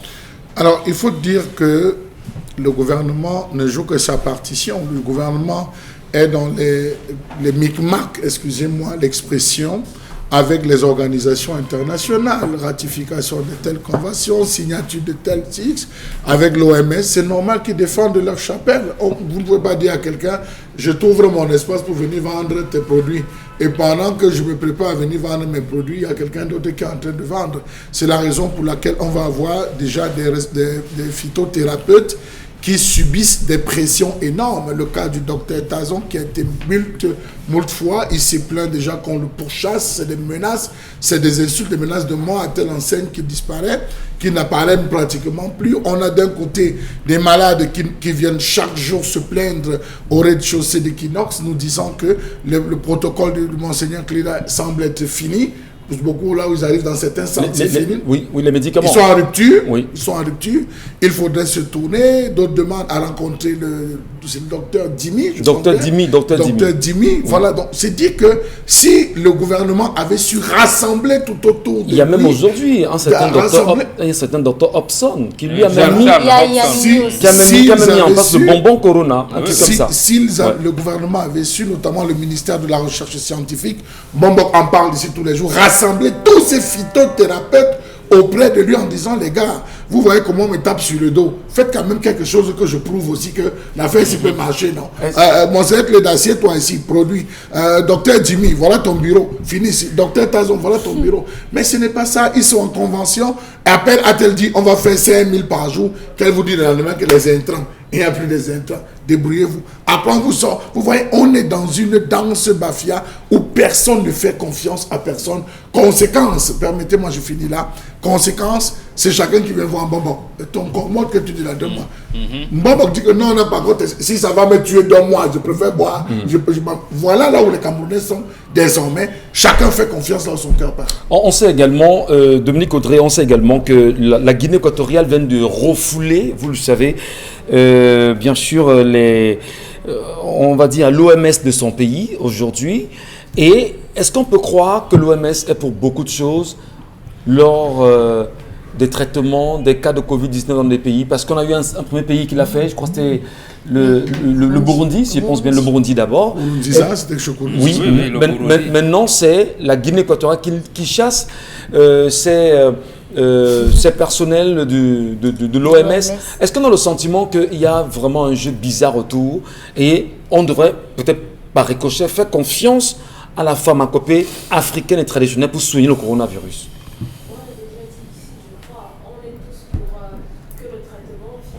Viennent en interne, viennent de l'interne, viennent de l'intérieur ici. Maintenant, s'il y a des récriminations contre l'OMS, c'est certainement parce que ils sont, je n'en suis pas sûre, dans un processus pour convaincre les différents pays où ils sont de ne pas adopter les méthodes traditionnelles. C'est certainement ça qui a certainement poussé le courroux du président de la Guinée de leur demander de partir, c'est tout. Bon, maintenant, s'ils sont à l'origine de Corona, moi, j'en sais rien. Mais ils sont certainement dans une campagne de dénigrement d'un potentiel produit venant de ces pays. La conséquence, on n'en veut pas. On ne veut pas des gens qui vont venir nous dire prenez plutôt l'ibuprofène, alors que parce que si vous prenez ça, ça va causer telle autre maladie. Ils n'en veulent plus. Je veux rappeler qu'on va certainement dans les jours à venir vous présenter, on aurait pu le faire aujourd'hui, malheureusement, on a eu un petit souci, on aurait dû vous présenter le docteur Didier Raoult de France qui s'est prononcé sur le cas de l'hydroxychloroquine, qui connaît également un gros souci là-bas. Malheureusement, les images certainement vous seront présentées demain pour mieux analyser ce sujet-là. Alors, on va dire, Dominique Audrey, que, comme vous le disiez à l'instant, il faut donc faire confiance aux phytothérapeutes africains et camerounais. C'est tout ce qu'on demande. Jusqu'ici, on attend que l'onction des personnes qui nous gouvernent, et malheureusement, jusqu'ici, ne nous ont rien dit. Conséquence, je pense qu'on va même retrouver des gens qui vont mourir d'overdose des médicaments qu'ils auront pris ça et là. Parce qu'on ne nous a pas encore dit, ok, prenez celui-ci. On n'a pas encore donné la possibilité à toutes les personnes là, comme M. Bachou a dit, en les installant tous dans une même enseigne en disant, ok, toi tu vas faire les produits peut-être pour la région du Nord, pour la région de l'Ouest, pour tel endroit, pour qu'on ne fasse pas une fixette sur un seul produit. On aurait pu déjà commencer à une sorte de répartition. Mais maintenant, ce silence apparemment complice, laisse entrevoir un certain nombre de choses. Et oui, il y a beaucoup de choses qu'on peut entrevoir. Parce que c'est clair, monsieur Michel Ngachou, que voilà, si on parlait des entreprises manufacturées tout à l'heure, Monseigneur Cléda a commencé à travailler dans un bidon, dans un demi-fût. Il a commencé à travailler dans un demi-fût. Après le demi-fût, on dit qu'il faut élargir. Il fallait qu'on lui prête un laboratoire, qu'il se retrouve dans un laboratoire. Il fallait qu'on lui ouvre des espaces agréés pour qu'il travaille. Aujourd'hui, il est en rupture. Vous vous rendez compte que vous passez du fût à une production là. Donnons la parole à Karine Sontia qui veut effectivement se prononcer sur ce cas-là. Est-ce celui de l'OMS chassé? Oui, c'est surtout l'OMS. C'est surtout la question de l'OMS. Vous vous rappelez que tout récemment, les États-Unis ont décidé de quitter l'OMS parce que, en fait, ce qui est reproché à l'OMS aujourd'hui, c'est de n'avoir pas en tout cas que jusqu'ici n'a pas encore proposé lui-même de médicaments, et surtout que la Chine n'ait jamais rendu public son protocole de traitement contre le coronavirus et que l'OMS continue à garder le secret, et ça n'inquiète personne. Vous voyez que normalement l'OMS aujourd'hui aurait pu nous proposer un premier protocole qui permettra d'abord de lutter contre la maladie en attendant que les prétendus vaccins arrivent. Mais jusqu'aujourd'hui, l'OMS n'a jamais dit ce que la Chine a utilisé pour soigner ces malades. Du coup, tout le monde va n'importe comment pour soigner les gens n'importe comment. Du coup, les gens se disent que ça ne sert à rien qu'on ait l'Organisation mondiale de la santé si elle ne peut pas nous aider à préserver notre santé. Si elle n'est là que pour nous dire on ne fait pas, mais nous propose jamais des alternatives. Le Cameroun devrait-il quitter l'OMS ou pas, Mbombo Mbengan? Oui, mais avons-nous les moyens? Le Cameroun doit quitter s'il veut asseoir sa souveraineté. Mais en fait, qu'est-ce qui se passe avec l'OMS? Moi, je vous répondrai d'après les sources que j'ai recoupées à plusieurs reprises. Il se passe effectivement que les Américains ont demandé à l'Organisation mondiale de la santé de taper sur la Chine. L'OMS a dit non. Et les États-Unis, comme ils l'ont fait avec l'UNESCO, ils ont donc voulu faire, parce que l'OMS a deux orientations. Il y a des États membres qui financent, mais également ce qu'on appelle les États, les donateurs. Là aussi, les États-Unis surfaient sur les deux. Et là, on pensait que... États-Unis, 450 millions de dollars. Oui, là, on pensait que... La Chine, 40 seulement. Comment je veux dire? Les États-Unis ont donc pensé que l'OMS se penchait pour la Chine et comme État, j'allais dire, qui coordonne cette mafia de la santé au monde, allait être lésé. C'est pour ça qu'il fait le chantage. Et ce chantage arrive comment? Parce qu'après la Deuxième Guerre mondiale, les États-Unis ont créé 3 structures, parce qu'il faut le dire. Quand vous entendez que Bill Gates donne, non, Bill Gates ne donne pas directement à l'OMS comme ça, il passe par le gouvernement américain. Ils ont créé chez eux Food and Drug Administration. Le nom ne vous dit rien. Mais en fait, c'est l'organisme qui est dans la mafia de la santé mondiale. Pour contrôler dans le monde, les États-Unis ont créé une autre structure au Japon qu'on appelle Pharmaceuticals and Medical Devices Agency. Ils ont créé une autre administration en Allemagne pour contrôler l'Europe, European Medicines Agency. Voilà les 3 organismes en fait qui gèrent cette mafia, qui peut dire que aujourd'hui les Africains sont les singes, allons expérimenter tel vaccin, tel. Mais comme la Chine est restée donc fermée, elle a dit à l'OMS, je t'ai donné mon protocole, tu rends ça public, tu vas voir. Moi, j'ai sauvé les gens chez moi. Voilà où c'est ça qui a énervé les États-Unis. Les États-Unis pensent donc qu'on peut rallier la France, l'Italie et tout pour un combat contre la Chine pour recontrôler l'OMS. Voilà, c'est les enjeux d'aujourd'hui. Malheureusement. Et le Cameroun là-dedans est derrière la France, va là où la France. Quand vous voyez que avec son absence, le président sort, sa première sortie, c'est avec qui? L'ambassadeur de France au Cameroun. Ouais. Et à la sortie d'audience, l'ambassadeur vous dit, on a parlé des appels de coopération liés à Covid-19. Malheureusement, Mbombo Mbengan. Allez, vous le savez, madame, monsieur, le Cameroun est un pays important. Et chacun d'entre vous, en tant que Camerounais, de l'endroit où il est, doit penser à la construction de cette nation. Vous le savez, que vous nous regardiez à Kousseri au nord, que vous nous regardez à Ambam dans le sud, que vous nous regardez aux frontières de Woum là-bas, ou encore que vous nous regardez à l'est Cameroun, ou même encore en plein cœur de Yaoundé, vous êtes un Camerounais, vous êtes une Camerounaise. Regardez autour de vous les réalités. Posez-vous des questions sur votre avenir. Pour ceux qui ont 35 ans et plus comme nous, demandez-vous ce à quoi ressemblera vos retraites. Quel avenir laisserez-vous à vos enfants? Quel pays laisserez-vous justement à vos enfants? Qu'est-ce que vous faites aujourd'hui pour construire cette nation? Et nous avons nous aussi notre mission tous les jours, c'est d'éveiller votre conscience. C'est de vous dire, vous devriez vous lever. Vous n'allez pas rester les bras croisés en vous disant, j'ai tout eu, j'ai pratiquement tout eu, que non. Nous souffrons depuis ensemble. Et il va falloir qu'un jour ce pays renaisse. Il va falloir qu'un jour chaque fils de ce pays se dise, j'ai apporté ma contribution à l'édifice national. Pas dans la violence, surtout avec des idées. Mais maintenant, regardez autour de vous ce qui vous empêche justement d'avoir vos idées, de les mettre justement en place. Dénonçons-les ensemble. Aucune crainte. Ça pourra également être votre mission ou la nôtre. On continuera à le faire. Portez-vous bien, madame, monsieur. Excellente journée à vous. Retrouvons-nous demain lorsque ce sera 10h. Equinox Télévision, au-delà de l'image, nous vous rendrons toujours compte. Bonne journée.